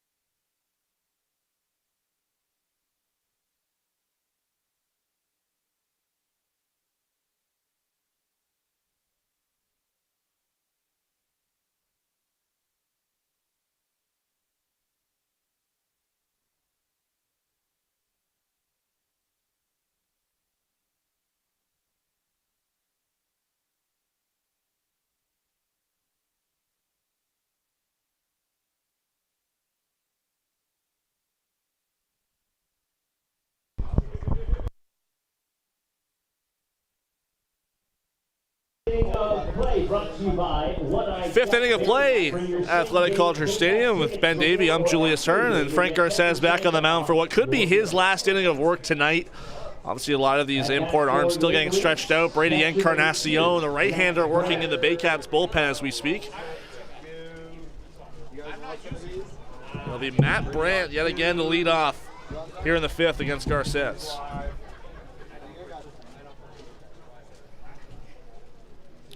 First pitch, and a breaking ball, and a whiff from Brandt. I got to do PA announcing for Frank's preseason start. You were on the mic doing play-by-play, I believe, that afternoon. And you see things a little bit differently sometimes when you're in a different position in the ballpark or you're doing a different thing. And I really was paying attention to Frank's warm-up tosses and noticing how, he's actually off the mound. He's actually behind the mound for several of those tosses before each inning. Another strikeout for Garces. Second time Brant's gone down on strikes. The first out of the fifth. 3 strikeouts in a row for Frank.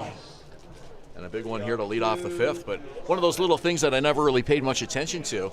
I mean, between innings, we're looking at our notes and we're doing different things. And you don't see too many pitchers do that, but that's sort of the way Frank prepares himself for the start of the inning. That's something I've noticed, too, throughout watching him the last few seasons. And it really seems to work for him. Think about you're pitching from farther away, too. I mean, some of his warm-up pitches aren't really pitches. He's just sort of tossing the ball in, and that's just a bit of a different approach, but obviously it works well for him.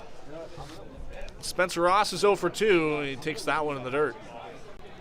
He's got a variety of deliveries, too. Sometimes does a little bit of an abbreviated delivery, kind of not quite a quick pitch, but almost, That was a shorter delivery there on that last one. And it tends to vary a lot more, too, when it comes to having base runners on.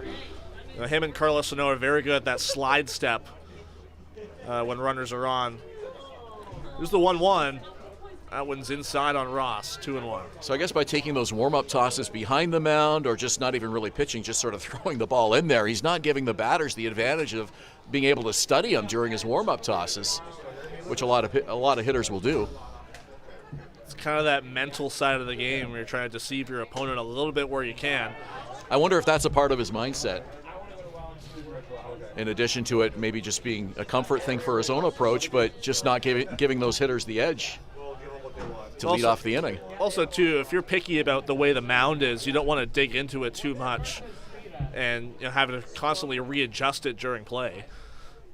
2-2, that one's on the ground. Garces can't get there. Francisco Hernandez has a play, he throws it away. Ross is going to make the turn towards second base, and he's going to get there with a slide easily. And that should have been a ball for Francisco Hernandez that, in his mind, looking back, he probably should have just eaten it. Yeah, with his momentum taking him the other way, you need to be 100% sure that you could make a good, clean, accurate throw with not a lot of time. You also got to know who's on the bases, too. And in that case, Spencer Ross, plenty of speed. A hurried throw ends up burning the Baycats, and now a runner in scoring position. So that should go down as a single and an E4. Ross would have been there safely even with the throw getting in there on the target. Probably. First time Marcus Connect has had base runners on in front of him. It's 2 for 2 with 2 doubles, and he swings and misses through that pitch. Big at bat here, Connect. We talked about his power already, and a pair of doubles already in this game. The guy who can hit the long ball, too. One swing at the bat can get the Leafs back within a run.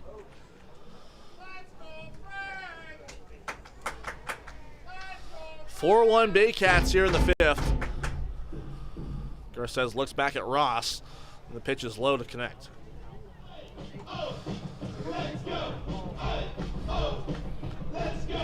Encarnacion, the Baycats bullpen, starting to work off the mound. So looking more and more like this could be the final inning of work for Garces, no matter what the result is. The 1-1, up and in. I think these fans are really going to enjoy watching Encarnacion on the mound if he pitches the way he did in his preseason appearance here. He was pretty much lights out. 2 innings of work for him, 5 strikeouts to just 1 walk. It was very impressive, especially from a guy as a new face to this roster. 2-1 out. Connect. Pops it up. Deep infield. It's going to be Nolan Macabroda to make the catch for the second out. So Connect retired, and he'll bring up Yasiel Puig for the third time. Played that perfectly, stayed with it, backpedaling, and took it all the way. Wasn't called off, so he just stayed with the ball. And there for backup was Francisco Hernandez, but he didn't need it. And here comes Yasiel Puig for the third time tonight. Connect has pushed the ball the opposite way every time tonight, if memory serves me right. Puig has flown out to right and walked against Garces.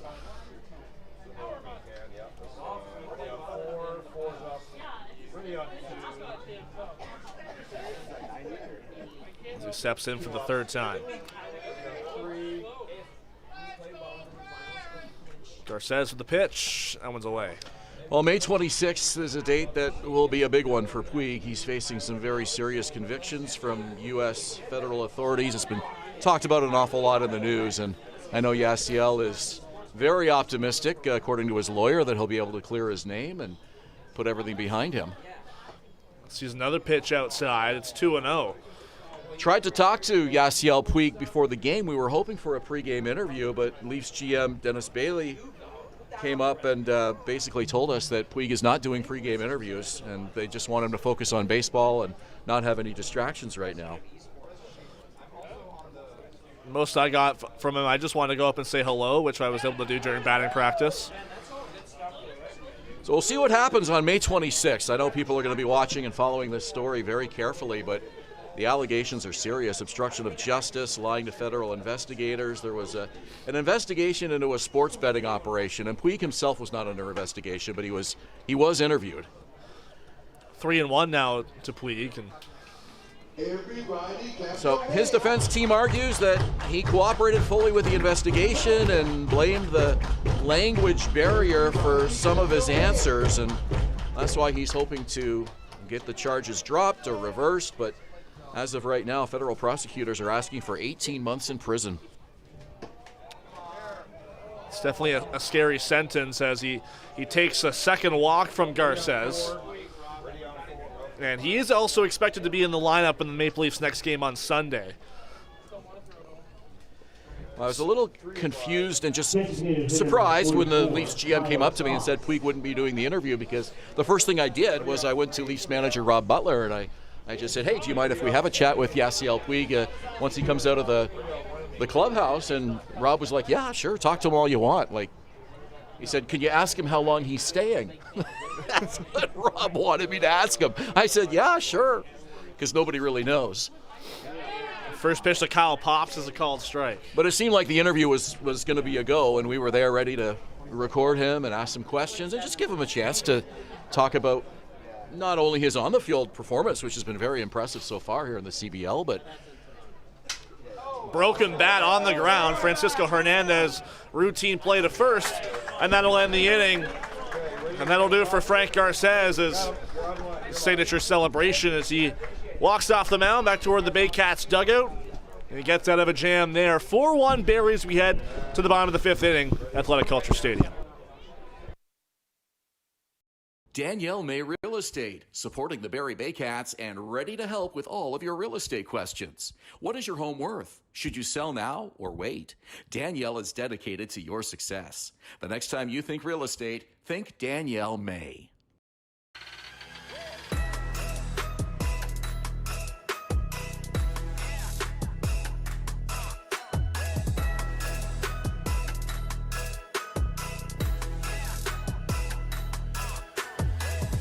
Hi, I'm Chrissy Fans from 400 Chrysler and Barrie Chrysler Dodge Jeep Ram. This year, we are the community partners of the Barrie Baycats. Community is near and dear to our hearts here at the dealerships and one of our core values, so we can support local and shop local.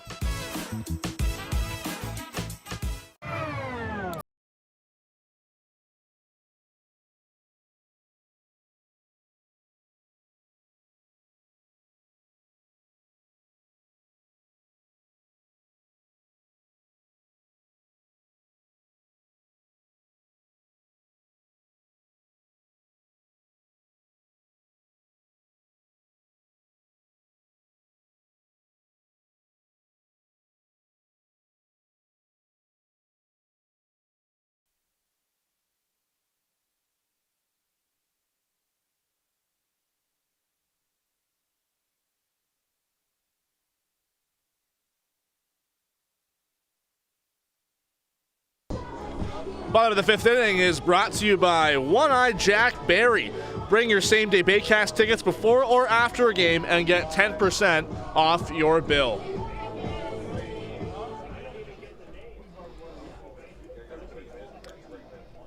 third inning of work here for Mike Rebus, a right-hander for the Maple Leafs, and they'll start the inning against Brandon Hernandez.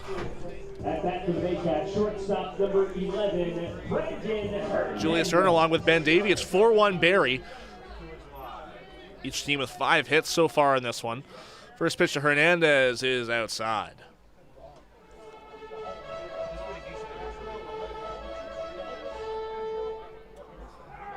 Noel McGarry Doyle, Ryan Rio also due up in this inning against Rebus. The 1-0. Little poke on the ground. Could be tough play for Mandalay. The throw on to first is in time. Bang, bang play there at first. Spencer Ross nearly cutting off Mandalay, trying to make that play as short. He wasn't able to pursue the ball as much as he would have liked to. And a back foot throw just barely gets Hernandez. Here's Noel McGarry Doyle.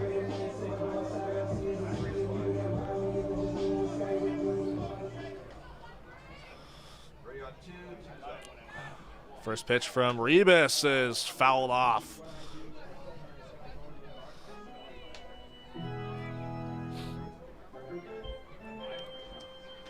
Noel McGarry Doyle, as you mentioned, all IBL selection last year was a huge part of this Baycats run to the IBL finals, and that one's inside.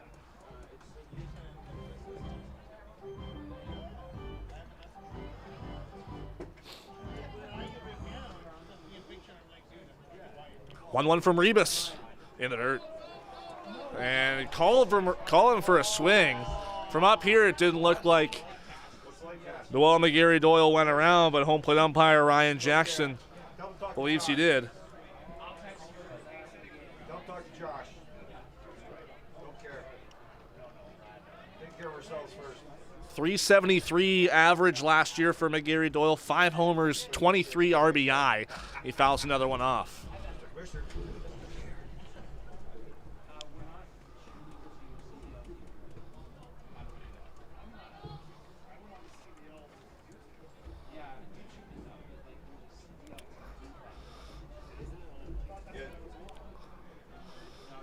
McGarry Doyle steps out.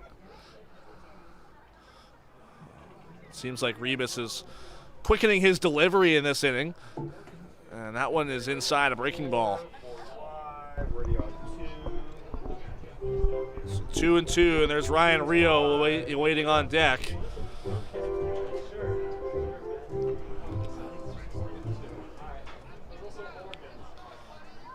Two. On the ground, a hard chopper to second. Tompkinson will have to come up with a quick play to get the speedy McGarry Doyle, and he does. 2 down. Cleanest inning so far for Rebus. They're struggling in the third and fourth. Base runners early. See how much longer he's in this game. Starter Nick Veselinovic only went 2 innings tonight, and there are some bodies down in the Toronto bullpen. Nobody really throwing hard yet. Just some stretching and saw some bodies moving around down there to start the inning. Yeah, ready on 2 is live. Ryan Rio takes the first pitch low and in. That would have been really good to get, but I cut away too soon because we had his back shot, right? Yeah, no, look good. Seems like this crowd here in Springwater has really settled down despite the Baycats 4-1 lead, and Rio fouls that one off. And despite it being single digits now here at the ballpark, hopefully for the last time this summer, we'll see. You never know in May. Baycats won't have a home game until next Thursday when they welcome the Welland Jackfish to the ballpark. We'll get Welland on Thursday, Kitchener on Saturday next weekend. Another foul ball off the bat of Rio. And then Chatham-Kent the Saturday after that. Nothing like an early season rematch against the team that knocked you out in the championship series a year ago.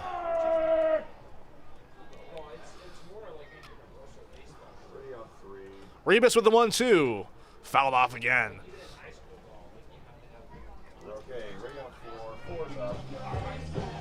Looks like Brady Encarnacion just about ready to go in that Baycats bullpen.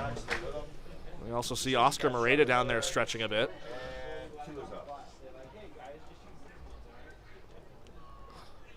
Rebus the 1-2. Up and away.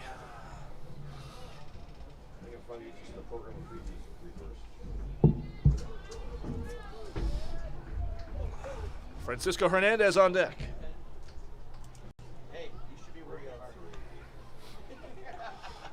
2-2 again. God, I'm swinging. Clean inning for Mike Rebus and a huge outing for him. 3 innings. Closing out the Baycats in a scoreless frame as we enter the 6th inning. 4-1 Barrie. Ben Davy back on the mic to call the rest of this one for you here at Athletic Culture Stadium.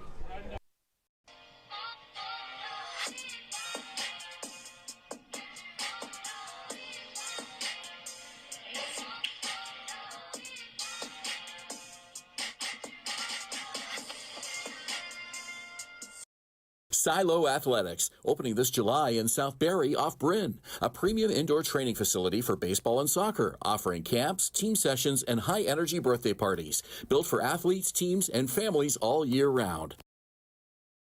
Thinking about doing a renovation but don't know where to find the best prices and quality? Go to Reno Liquidation Depot, where you'll find vanities, flooring, toilets, exterior doors, and so much more. Visit Reno Liquidation Depot today. The juice is the best way to add zing to your Jersey Mike's Up.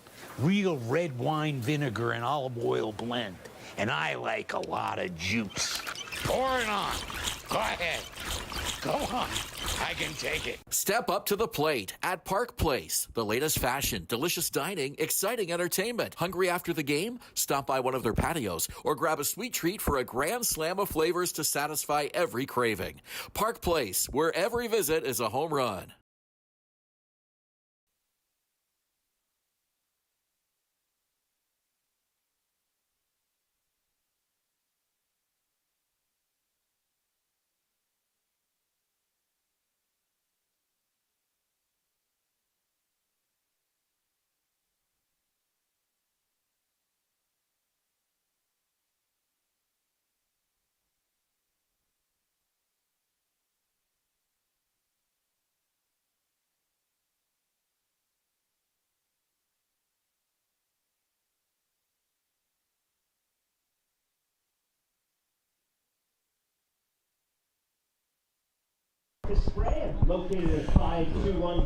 Julius Hern and Ben Davy here at Athletic Culture Stadium. The Baycats on top 4-1 here in the 2026 season opener here in Springwater Township. And the Baycats pitcher coming into the game is right-hander Brady Encarnacion.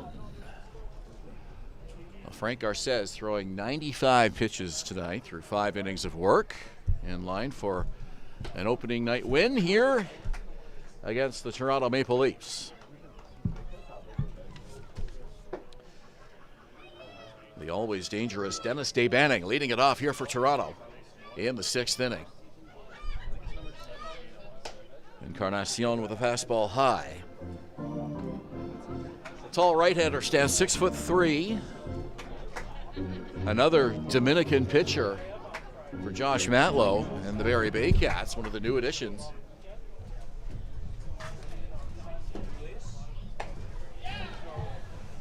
Swing and a miss. So 1 ball and 2 strikes. 25-year-old Dominican. As mentioned, looked great in his 1 preseason outing for Barrie last week. And now time is called with a 1-2 count.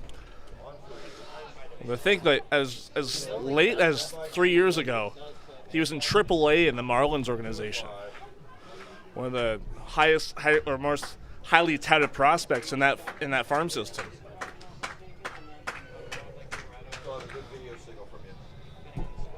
2-2 the count. 2019 and 2021 in the Marlins system. Yeah, pardon me, 2021.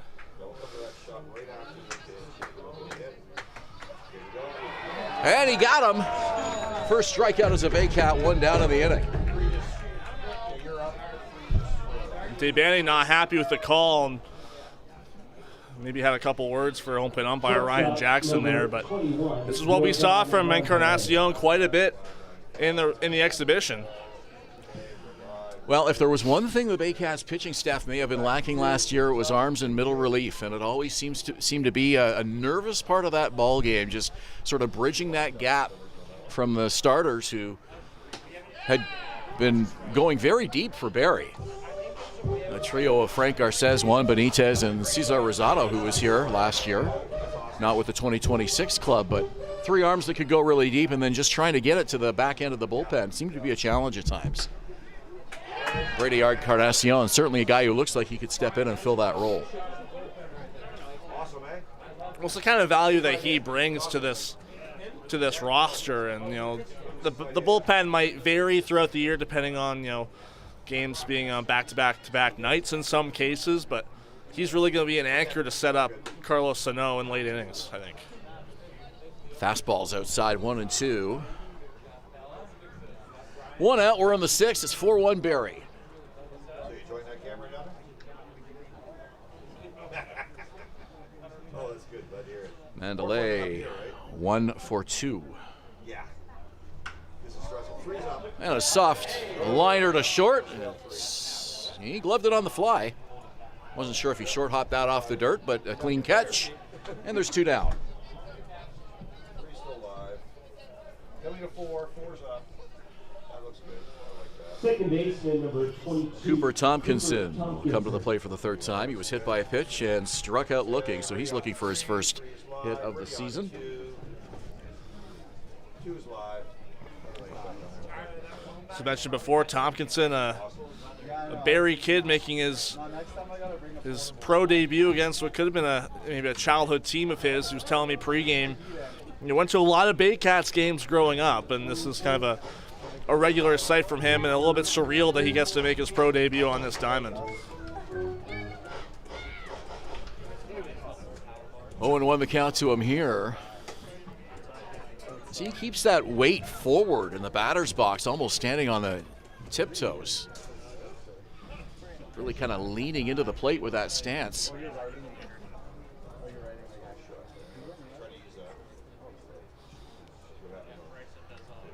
Cyprian sets the target, and it's fouled back to the screen, 1-2.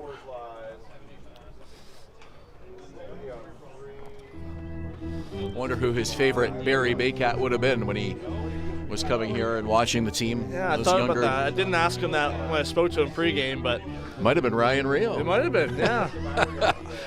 Guy in the other dugout tonight. Rio was here for the pre-COVID championship Baycats era. Swing and a miss. Foul tip into the glove for a strikeout. That will do it. A clean 3-up, 3-down inning for Brady Encarnacion in the top of the sixth inning. Barrie leads by 3. You're watching Baycats TV and Rogers TV Barrie. Hi, I'm Chrissy Fans from 400 Chrysler and Barrie Chrysler Dodge Jeep Ram. This year, we are the community partners of the Barrie Baycats. Community is near and dear to our hearts here at the dealerships and one of our core values, so we can support local and shop local.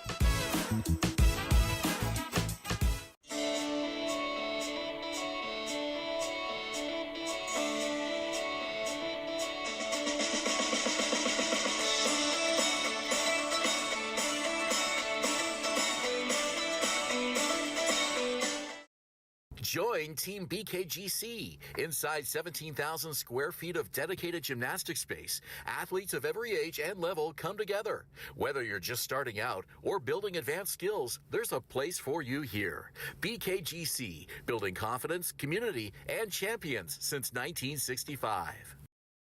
Visit Alliance Billiards and Sports in the northeast end of Barrie. A fun, friendly family environment offering pool, darts, karaoke, and live entertainment. Enjoy a large variety of delicious food and drinks on the patio. You'll come as a stranger and leave as a friend.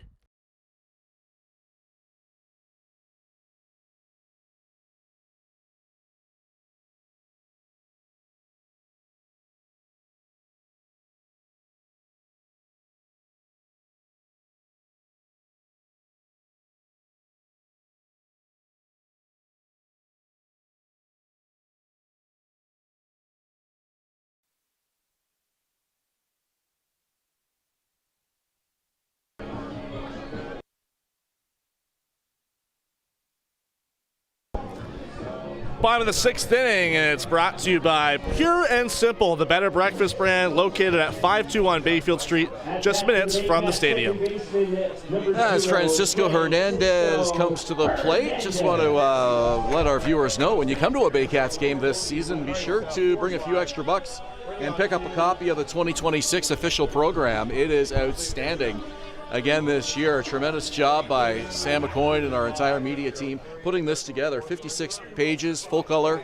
It's got the roster, it's got some really great articles, your schedule, of course, promo calendar, pretty much anything you would want to get up to speed on the 2026 edition of the Barrie Baycats. Got my first look at it here this evening prior to the game, and a wonderful piece remembering the life and impact of the late Paul Marley, who very sadly passed away in January of this year. And Baycats' longtime president Dave Mills wrote a really nice piece for our program, and Dave was on the field and gave a really nice tribute to Paul as we remembered him prior to this evening's ball game. Yeah, and if you come to a Baycats game this year as well, you might notice the jerseys the players are wearing this year have PM on the back collar to commemorate the impact and life of Paul Marley as well.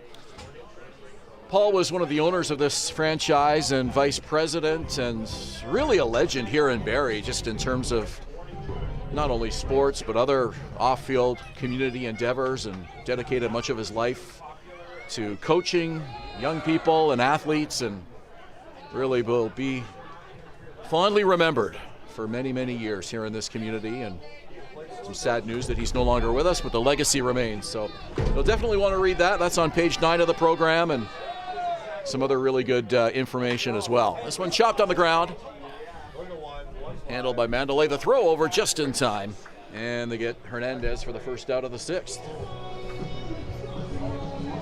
Also in the program, everything that you need to know about the transition from the IBL to the CBL, which we mentioned a couple of times earlier on the broadcast. This is a brand new league. It's the inaugural season for the Canadian Baseball League, and while much of the talent on the field remains the same, it is a different league with some different things structure-wise in terms of player contracts and imports and some other different things that we're going to be seeing in the years ahead.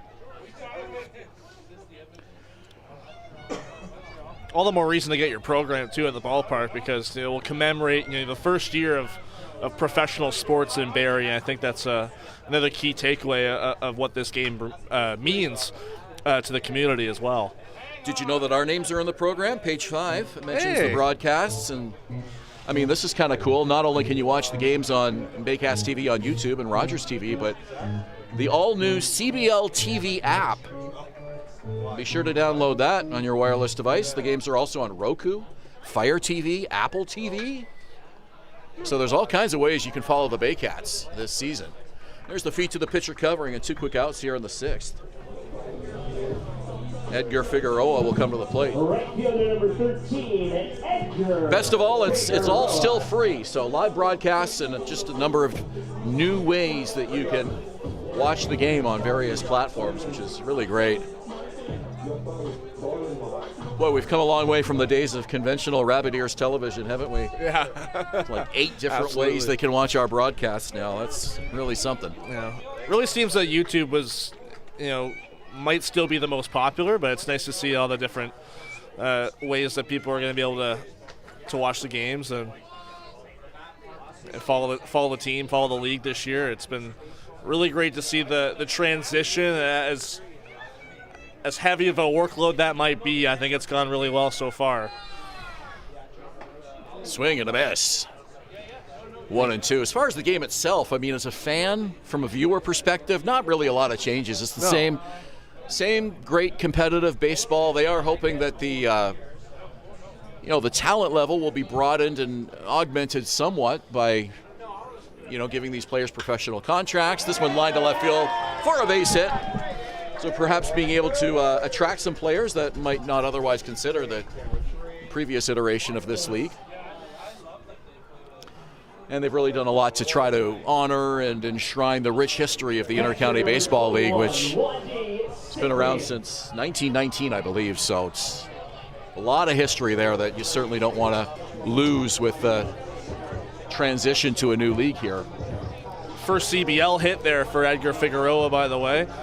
And I'm sure you've noticed this, Ben, as well. And something that's really impressed me about the improvements the league is making overall is that you go to the website of the league and some of the user experience you get when you go to the CBL website now, it's vastly improved. I think it works a lot better than it did before. The stats are being tracked a little bit differently. There's being some advanced stats that you may not have seen before in the IBL. So there's a lot more going into keeping track of these players' careers and making sure that it's their numbers and the history of the league is a bit more accessible. It's still a work in progress, but I think that also is a really impressive part of this.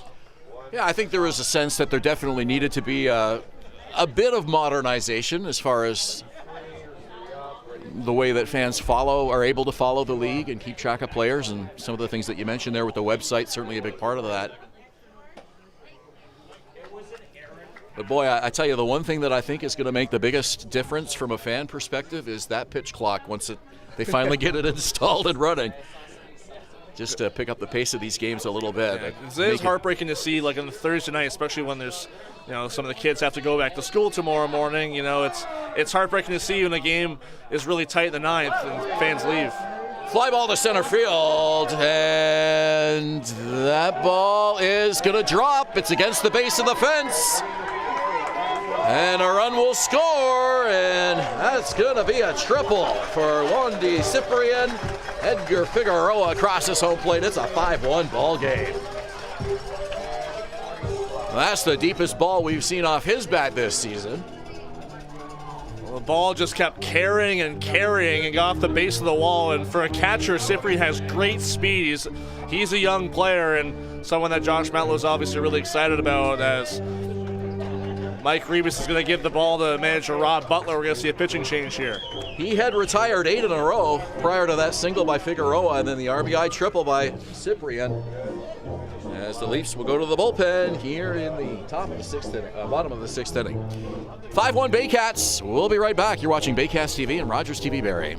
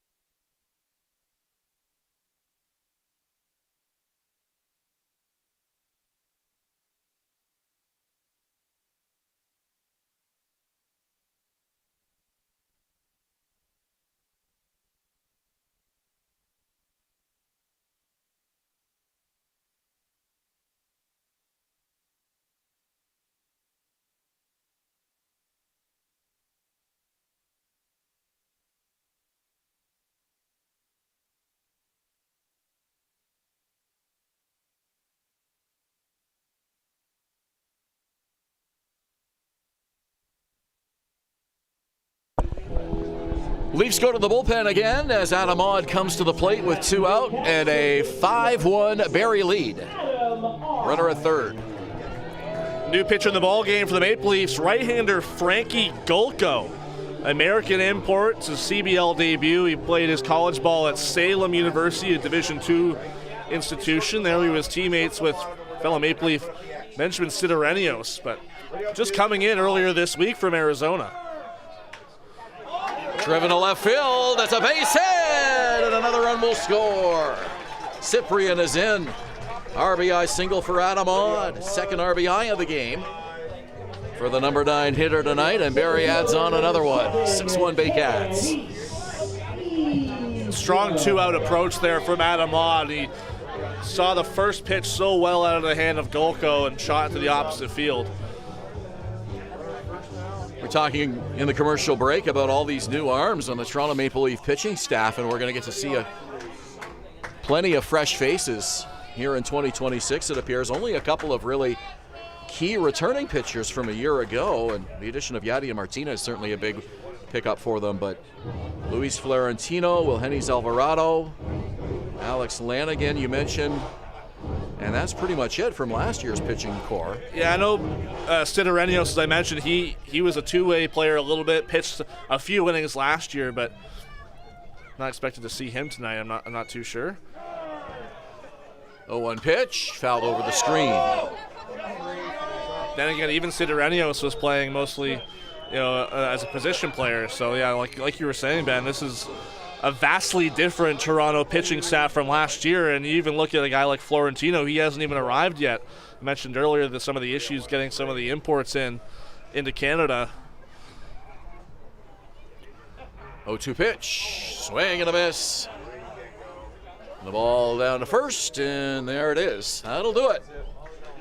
The Baycats add a couple more runs, highlighted by an RBI triple by Juan D. Cyprian. Adam Odd driving in a run. 2 more across for Barrie. It's 6-1 Baycats as we head to the 7th inning. You're watching Rogers TV and Baycats TV on YouTube.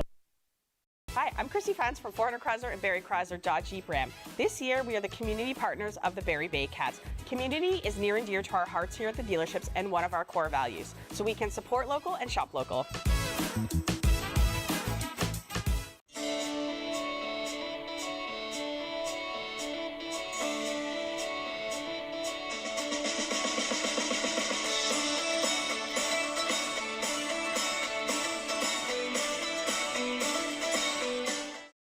Join Team BKGC. Inside 17,000 square feet of dedicated gymnastic space, athletes of every age and level come together. Whether you're just starting out or building advanced skills, there's a place for you here. BKGC, building confidence, community, and champions since 1965. Visit Alliance Billiards and Sports in the northeast end of Barrie. A fun, friendly family environment offering pool, darts, karaoke, and live entertainment. Enjoy a large variety of delicious food and drinks on the patio. You'll come as a stranger and leave as a friend.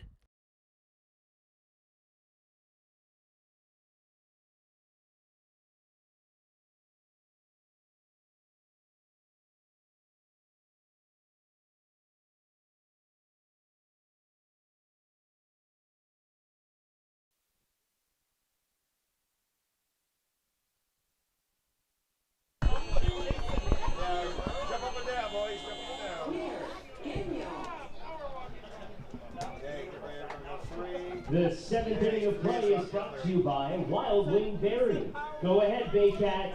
7th inning we go here at Athletic Kulture Stadium. Baycats on top, 6-1 here on opening night 2026. Brady Encarnacion out for his second inning of work. We'll face the number 8 hitter to lead it off, Mike Chiquetto. How about that warning track race between innings? A new game for the kids between innings that we hadn't seen before. I'm a sucker for a race, so that one will always appeal to me. We got to get Cool Cat in on that race, though, because this one into right field for a base hit. Chiquetto aboard. That's his first hit of 2026. I think Cool Cat was involved, but had no chance. I didn't see him. Gave up after 30, 40 feet. He must have been really far behind because it was not in my line of vision. When I saw Cool Cat stop, didn't even get beyond really the scoreboard in the right field, and then just started waving goodbye to all the other kids that were, kind of leaving Cool Cat in their dust. If you're going to be a mascot, you got to be involved in the on-field races. I always love the sausage races in Milwaukee. That's probably my favorite. Oh, and the Presidents in Washington. That's always a good one. My favorite has been the Freeze in Atlanta. I haven't seen that one. They have the Freeze who they'll give a fan a head start, and then they'll have this, probably a former D1 college sprinter try and catch up to him and beat him, and rarely lost. They would dress in this bright baby blue spandex suit. You gotta look it up. It's awesome. We got a pinch runner at first for Mike Cicchetto. At the plate is catcher Matt Brandt. On the ground to short, could be two. There's one, and there's two. A 6-4-3 double play, and there's two down in the seventh.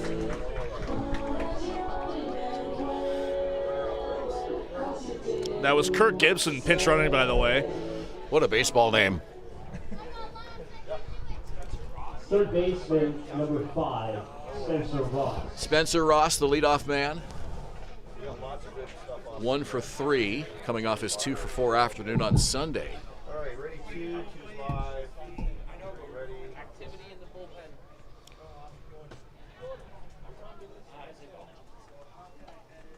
I can't wait to review this video. So Brady Encarnacion is retired 4 of 5, and the one base runner he allowed, he raced on a 6-4-3 double play.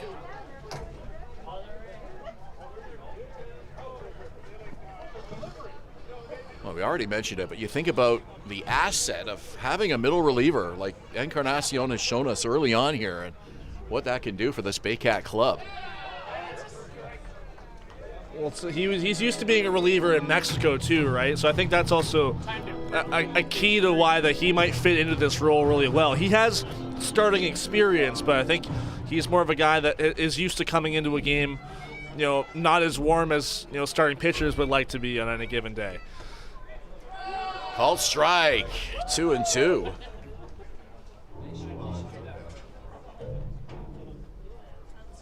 Always important to have reliable arms for those all-important middle innings.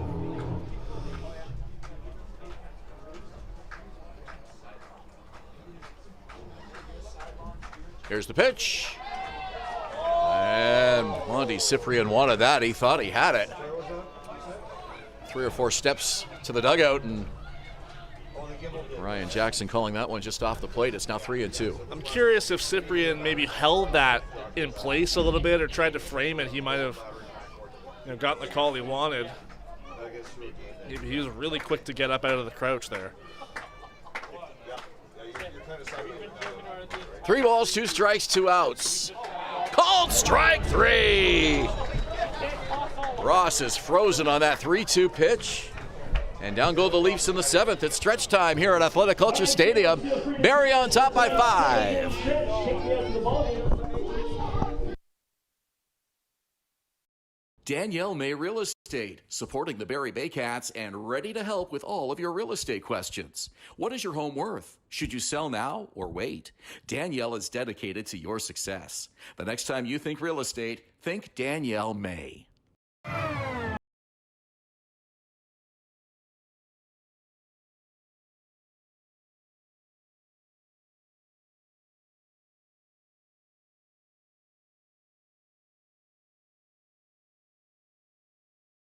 At Park Place, the latest fashion, delicious dining, exciting entertainment. Hungry after the game? Stop by one of their patios or grab a sweet treat for a grand slam of flavors to satisfy every craving. Park Place, where every visit is a home run.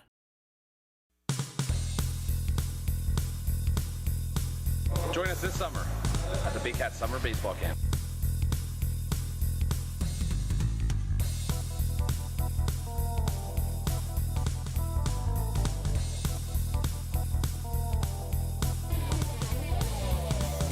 See you in the dark.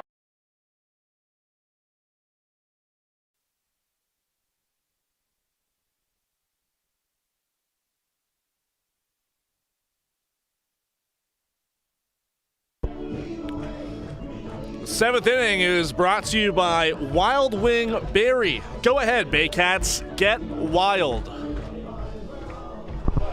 Barrie on top by a score of 6-1. The fans in a festive mood here on this opening day, 2026. At bat for the Baycats, shortstop number 11. Brandon Hernandez comes to the plate to start it off.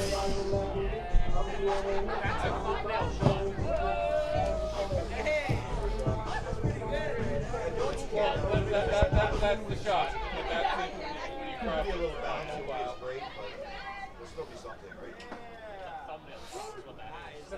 both the Hernandez brothers, the only ones in the Baycats lineup not to have a hit so far tonight.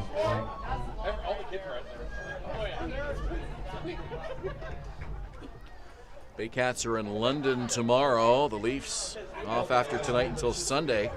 And they will host the Hamilton Cardinals at Christie Pitts.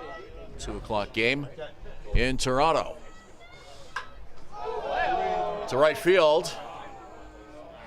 And the catch is made by Marcus Connect. Brandon Hernandez put a really nice swing on that, but he's not one known for his power on the pull side. A lot of his power goes to the opposite field, as we saw a lot last year, and a couple home runs that way.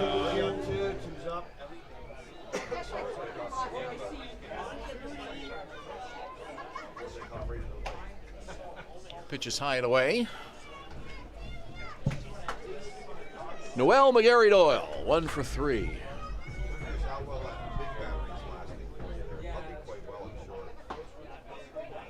Called strike.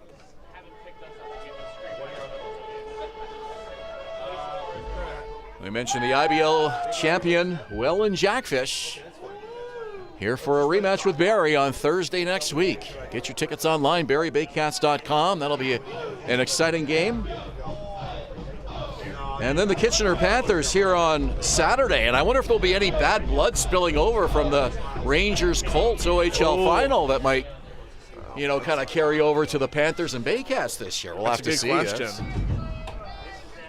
A 4-game sweep, which Colts fans did not expect to see, but those were good games, though. It was a magical season for the Colts. I went to quite a few of their games, and had the opportunity to be a photographer at some of them, and it was a really fun time seeing that team really come together throughout the year under a first-year head coach, and knowing a lot of these guys. There's 4 NHL prospects on the Colts, and tough way to end. Obviously, didn't expect it to be a 4-game sweep, but still a great season nonetheless. Had a couple of those 4 games, I think they tied it up in the final seconds. And yep, game 2 and 3. Kayshawn Aitchison having an incredible series, and certainly the Colts deserve better than a 4-game sweep to end their season, but it'll be exciting to see if they can build on that next year. 3 balls, 2 strikes to Noel McGarry-Doyle. Here's the pitch, and he takes. And a base runner for the Baycats here on the bottom of the 7th with 1 out. So McGarry-Doyle aboard for the 2nd time, and here comes Ryan Rio.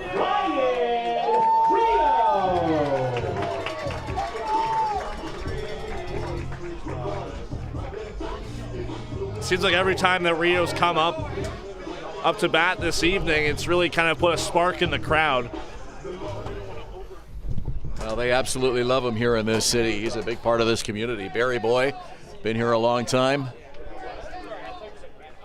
RBI single back in the 3rd to get things going. Runner goes, pitches a strike, late throw, no chance. Really no chance there. I'm not even sure if Brant realized that McGarry-Doyle was on the move until very late as he received that pitch. I really feel like we're going to see the Baycats be a lot more aggressive on the bases this year with the return of Ejo and Noel McGarry-Doyle, the speed that he's got.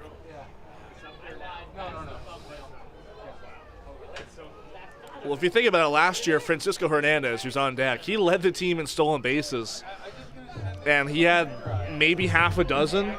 Like, this team was not really an aggressive base running team last year when it comes to steals. Really picked it up in the postseason. You can start to see them put together some double steals and, put runners in motion. Like, a lot of their hit and run was a big key last year, but with Ejo and McGarry-Doyle back, I think this could be a nice tandem there for stolen bases. Yeah, anytime runners were in motion, it seemed like the green light was given to the hitter at the plate to try to put the ball in play. That was sort of the attack as Rio goes down on strikes for the 2nd time tonight.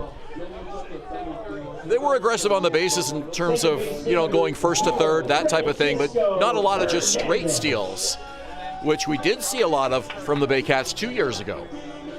In their 2024 championship series. Championship season. So 2 out, runner at 2nd. Here's Francisco Hernandez. Swing and a miss. You mentioned the new CBL website, cbl.ca. Fans can bookmark that. I think the old IBL URL just redirects to it. Yeah.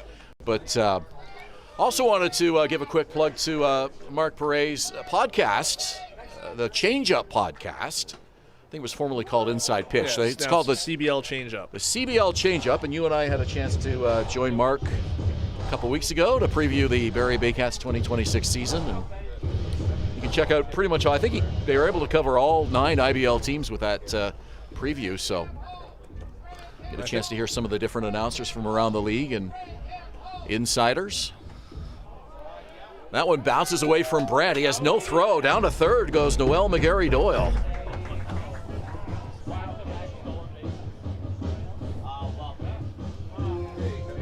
And of course, we have our own Barrie Baycats podcast. You can check that out on our YouTube channel as well. So, I know the CBL Change-Up is also on Rogers as well. They've got that going to the Rogers community TV stations across the province, which is nice to see.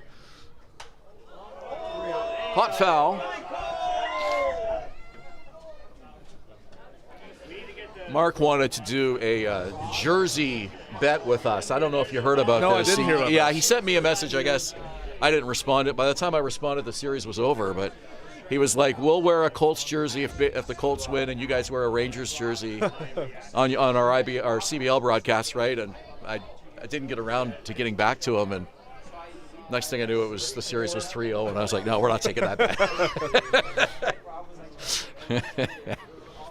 As Oscar Moreta, he stands ready to go to come into the ball game in the next half inning.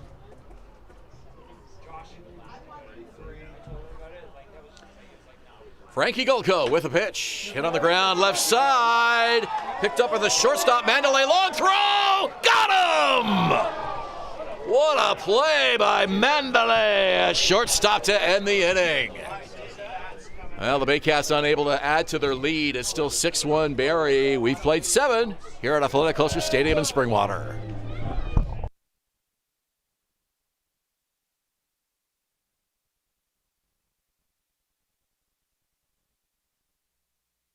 Step up to the plate at Park Place. The latest fashion, delicious dining, exciting entertainment. Hungry after the game? Stop by one of their patios or grab a sweet treat for a grand slam of flavors to satisfy every craving. Park Place, where every visit is a home run.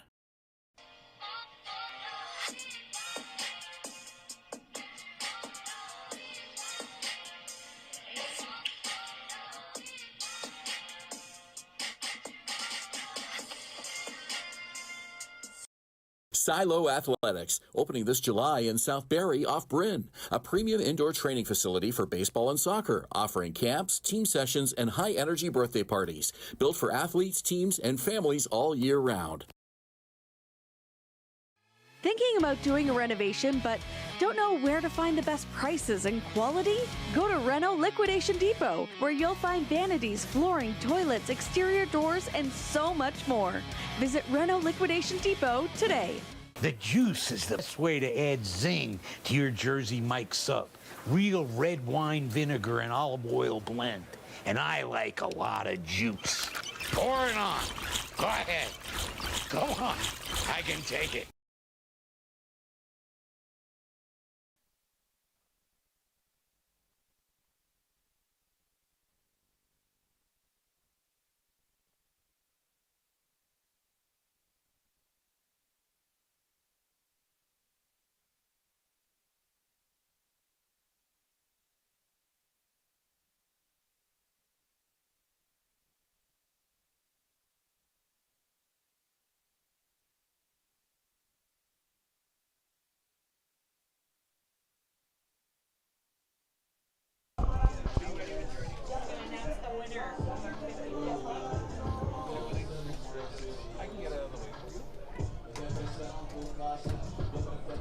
The 8th inning. Top of the 8th inning here at Athletic Kulture Stadium. Maple Leafs with some work to do as they trail by 5 as Marcus Connect comes to the plate to face Barrie's 4th pitcher of the evening, Oscar Moreta. Sorry, the 3rd pitcher, I guess. Garces, Encarnacion, and now Moreta for the Baycats. Moretta, another new face in this Baycats roster, also seems to be someone that very well could be a setup man to Carlos Sano, when he needs to come into a save situation. First pitch strike to connect. Hard-throwing right-hander was a former Baltimore Orioles prospect from 2022 to 2024. Didn't get too far in their farm system, but, man, he's got some heat on his fastball. Definitely some high-level talent added to this Baycats pitching roster here in 2026. Moretta, 22 years old. Tall 6'3" right-hander. 1-1 pitch. And it's down in the zone, 2-1. Connect tonight has reached base twice with a pair of doubles. 1 for 3 on Sunday. 3 for 6 through 2 games.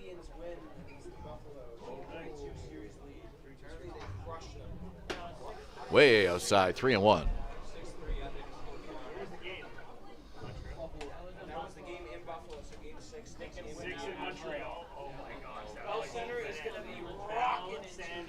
Baycats built a 4-0 lead after 3 innings here tonight.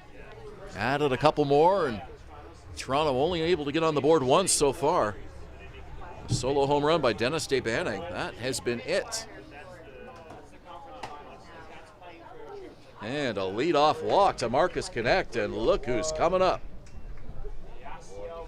How careful do you pitch Yasiel Puig here? You're up by 5. You don't want to put too many base runners on here and give Toronto a chance to chip away at this 5-run lead. As a pinch runner comes on here for Connect, it looks like. Benjamin Sterrett. It's his first appearance in the CBL this year, and had a chance to catch up with him before the game as well. He lives in Wasaga Beach, so this is basically a hometown game for him. Obviously, we haven't seen the other 7 teams yet, but I have to think the Toronto Maple Leafs have among the most newcomers to the CBL of any of the teams in the league, certainly among them. Getting a first look at a lot of new players tonight with the Leafs. I know that pitch was outside there from Moreta, but I wonder if, late in the game, the way this situation is, they're up by 5, there's only 1 on. Might just want to go after Puig here. Saw Garces brush him off the plate in the first. And another brushback pitch there, similar to what you just said. Ready on 4, 4 is live. Ready on 2. Puig with a pair of strikeouts in his first, flied out in his first at bat and then drew a walk. Didn't get much to hit in his second or third at bat. And even that first at bat, I think he got ahead in the count 2-0. Frank Garces didn't give him much on the first couple of pitches. Well, he's not getting much to hit here either. That one was pretty far outside. Puig refusing to step in the batter's box, or step out of the batter's box, pardon me. The Panthers walked him twice on Sunday. I don't think he's going to even offer at this pitch. And it's right over the plate. So the guessing game will continue. 3-1.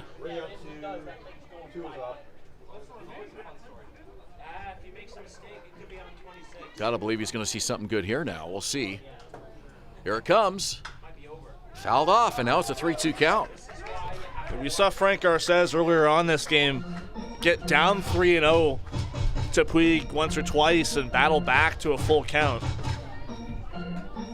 Just about trying to get the former major leaguer kind of back into the at-bat instead of just kind of waiting for his pitch. You want him to be aggressive, but not too aggressive.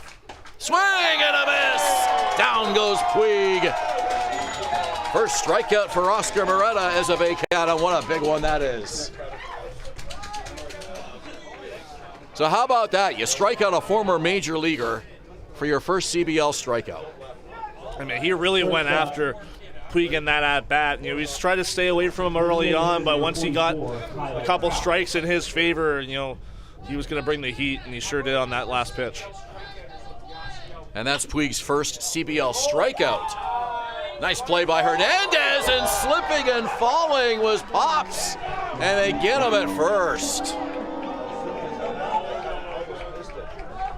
2 down in the inning. Starrett goes to second. That looked like it might have been a seeing eye single, but a nice play by Hernandez to get there. I think the Baycats got lucky there because, again, we saw this in the first inning. Nolan Macabrota over pursuing a little bit on a ground ball to on that right side, not realizing how close Francisco Hernandez was to being able to make a play there. So it gave Macabrota a little bit extra time to get back to the bag. Called strike to Dennis DeBanning.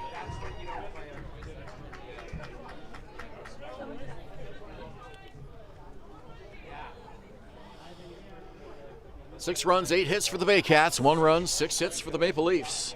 2 down. To short. Hernandez. Throw across is in time for the out. So after the leadoff walk to Marcus Connect, Moretta gets a strikeout and a pair of ground balls. The Leafs strand a runner in the top of the 8th. Barrie coming to bat, up by 5 here at Athletic Culture Stadium. For the grand prize winner of tonight's 50-50 present.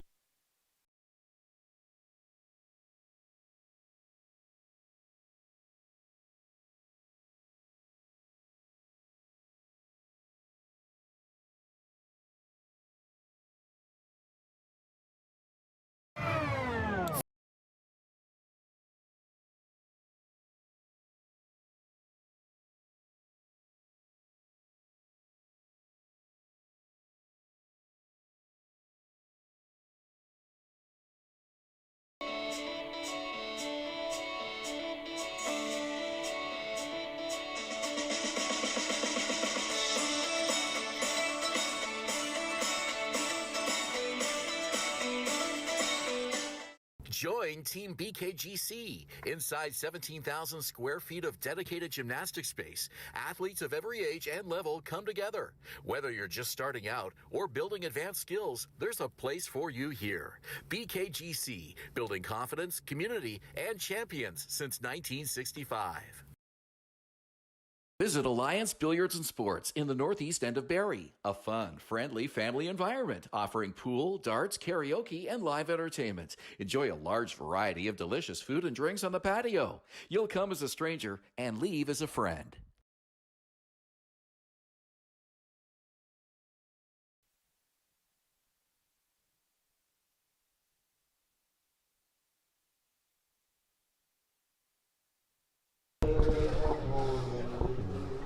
Eighth inning of play at Athletic Culture Stadium is brought to you by United Way Simcoe Muskoka, making poverty unignorable. To learn how you can help, you can visit uwsimcoemuskoka.ca. At bat for the Baycats, first baseman Nolan Macabrota will come to the plate as the Baycats look to add to their 6-1 lead, and the Maple Leafs will bring in their 4th pitcher of the night.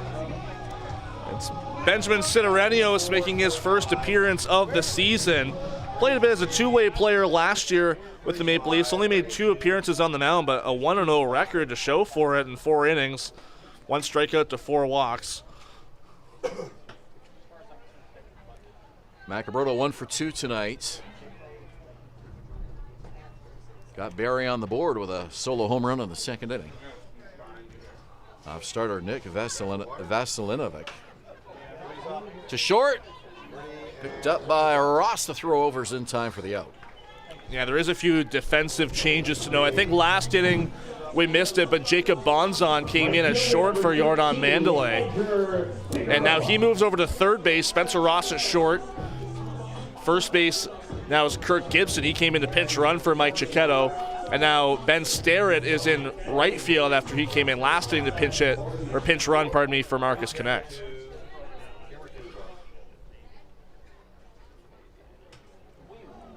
Big rip and a miss there. So we were talking about this, in the break, and how Rob Butler's really getting a lot of guys, their first CBL action, early on, especially in this game. A lot of new faces for this Maple Leafs team. Well, it's quite a different look for fans in Toronto. The Leafs have always, in recent years, been a veteran-laden team with guys that have been in the league for a long time, familiar names, familiar faces, and a much different look here in 2026 for Maple Leafs fans. And look at the Mara brothers. Not any of them are around anymore. All three have since moved on from the Maple Leafs. Jordan Castaldo still inactive. No more Dustin Richardson after he was shipped over to Guelph earlier this year. So those veteran presence, they're not really around. It's kind of a new era for this Maple Leafs team, so to speak.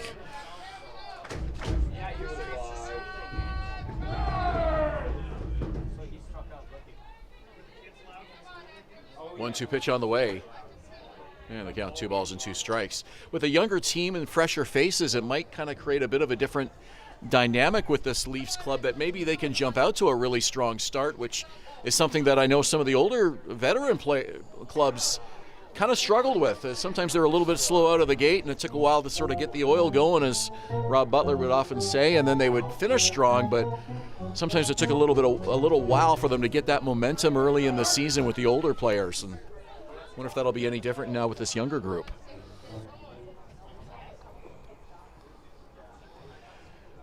Count is 3-2 here to Edgar Figueroa. Got his first hit as a Baycat in his last plate appearance. Singled and scored. And that 2-run sixth. Here's the pitch. Called strike 3. Figueroa with a look over his shoulder at the umpire, and he is retired for the second time tonight. 2 down. Catcher number 21. Great pitch by Benjamin Sidorenios. Yeah, obviously Figueroa not a fan of that call. He was almost on his way to first base when he got rung up by Ryan Jackson. I almost feel sometimes when players try to oversell that reaction that maybe the umpire's a little more likely to sort of go the other way with the call. Do you ever find that? I mean, I would imagine that might be a trigger for some home plate umpires. I'm sure they'll tell you that's not a thing, but you just see that happen so often. Yes. One fella behind us who's done quite a bit of umpiring in his career says, yes, it is a thing. That's Brian Backland. Unofficially, yeah. Off the record.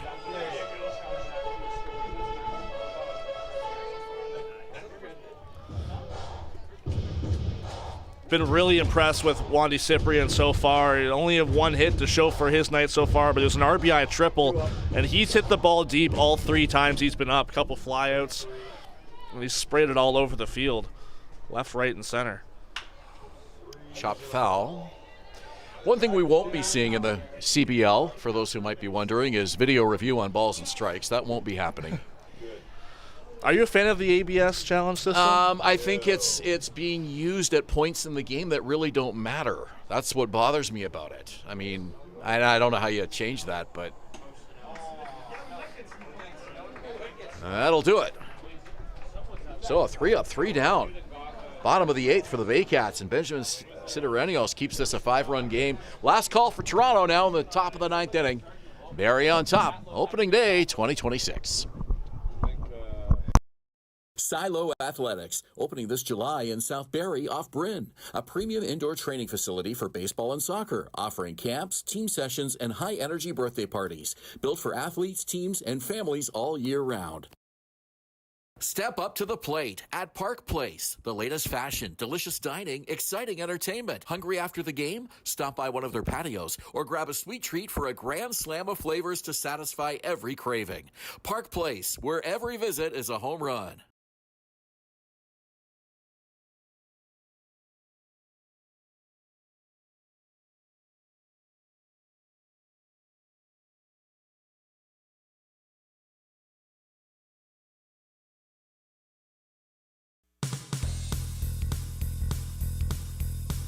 Join us this summer at the Baycats Summer Baseball Camp.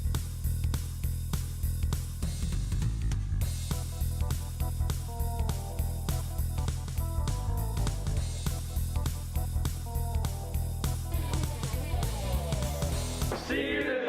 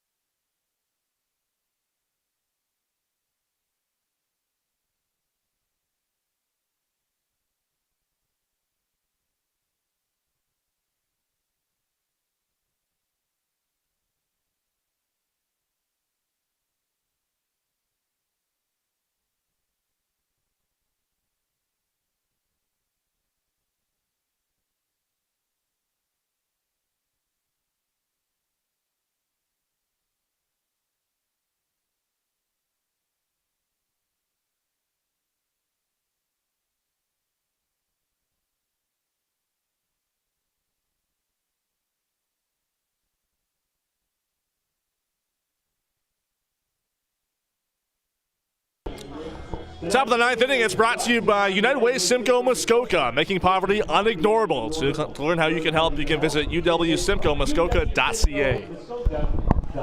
Baycats will put their fourth pitcher of the night out. It's left-hander Braden Pakala. Pakala really cemented himself as a strong reliever last year. A real bounce-back year, now in his third year with the Baycats. And, with a lot of left-handed options now in the Baycats bullpen, be different to see how Josh Matlow utilizes him. But last year, 3.57 ERA, a 1-0 record in 22 2/3 innings, 22 strikeouts. And the ERA was much lower than that for much of the season last year. And I remember really kind of thinking of him as kind of the comeback player of the year for the Baycats last season, where they really needed that help in the middle innings. He had back-to-back outings where he had allowed 2 earned runs, and then 2 more after that with 1. It's not like the outings were bad. I think that, the ERA may not speak to how good he was last year. Foul back to the screen, 1-2. Pakala last season, 22 strikeouts, just 11 walks, 22 innings of work.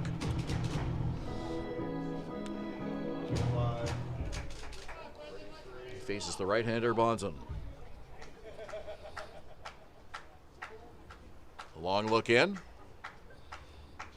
Kicks and deals with 1-2. Swung on a miss. Strike 3. So all we do is just go into the bottom half of the inning and leave it there. Second baseman Cooper Tompkinson comes to bat now with 1 out. Second baseman number 22, Cooper Tompkinson. So bookend southpaws for Josh Matlow with Frank Garces starting, Braden Pakala on to close, and right-handed relievers Brady Encarnacion and Oscar Moretta in middle relief roles tonight. Really couldn't draw this up any better for the Baycats pitching staff the way the game has unfolded. Just the one blemish, the solo home run off Frank Garces from Dennis DeBanning, and that's been it. Pretty much perfect pitching otherwise.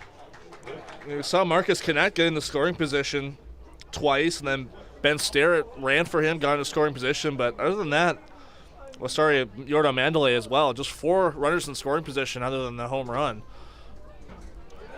Frank Garces and this Baycats pitching staff being able to, hold the Maple Leafs scoreless aside from that homer. This is a Maple Leaf club that really relies on its offense and the big bats to win games. There's a strike, 2-2.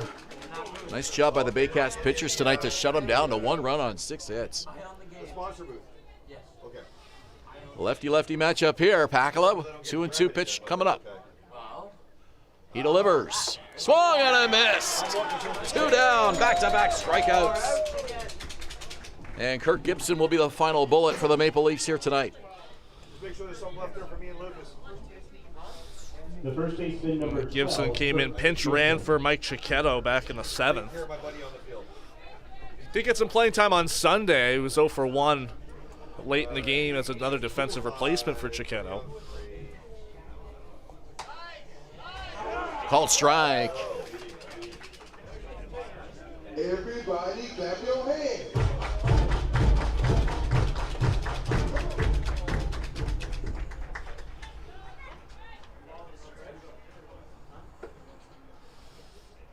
Count even 1-1.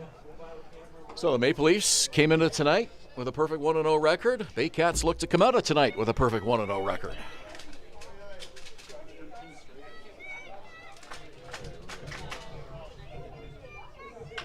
On the ground to short, this could be it. Hernandez plants, throws, in time for the out, and that's the ball game. What a job by the Baycats pitchers here tonight.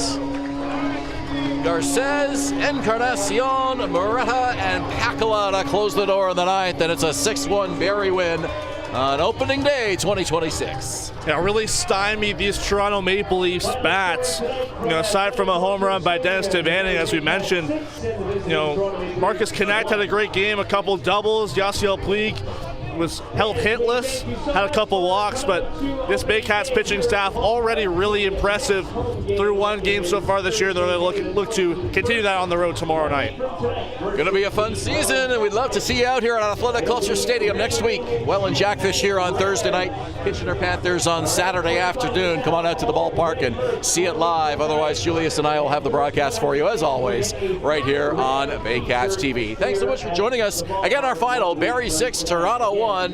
We'll see you next time. Good night, everybody.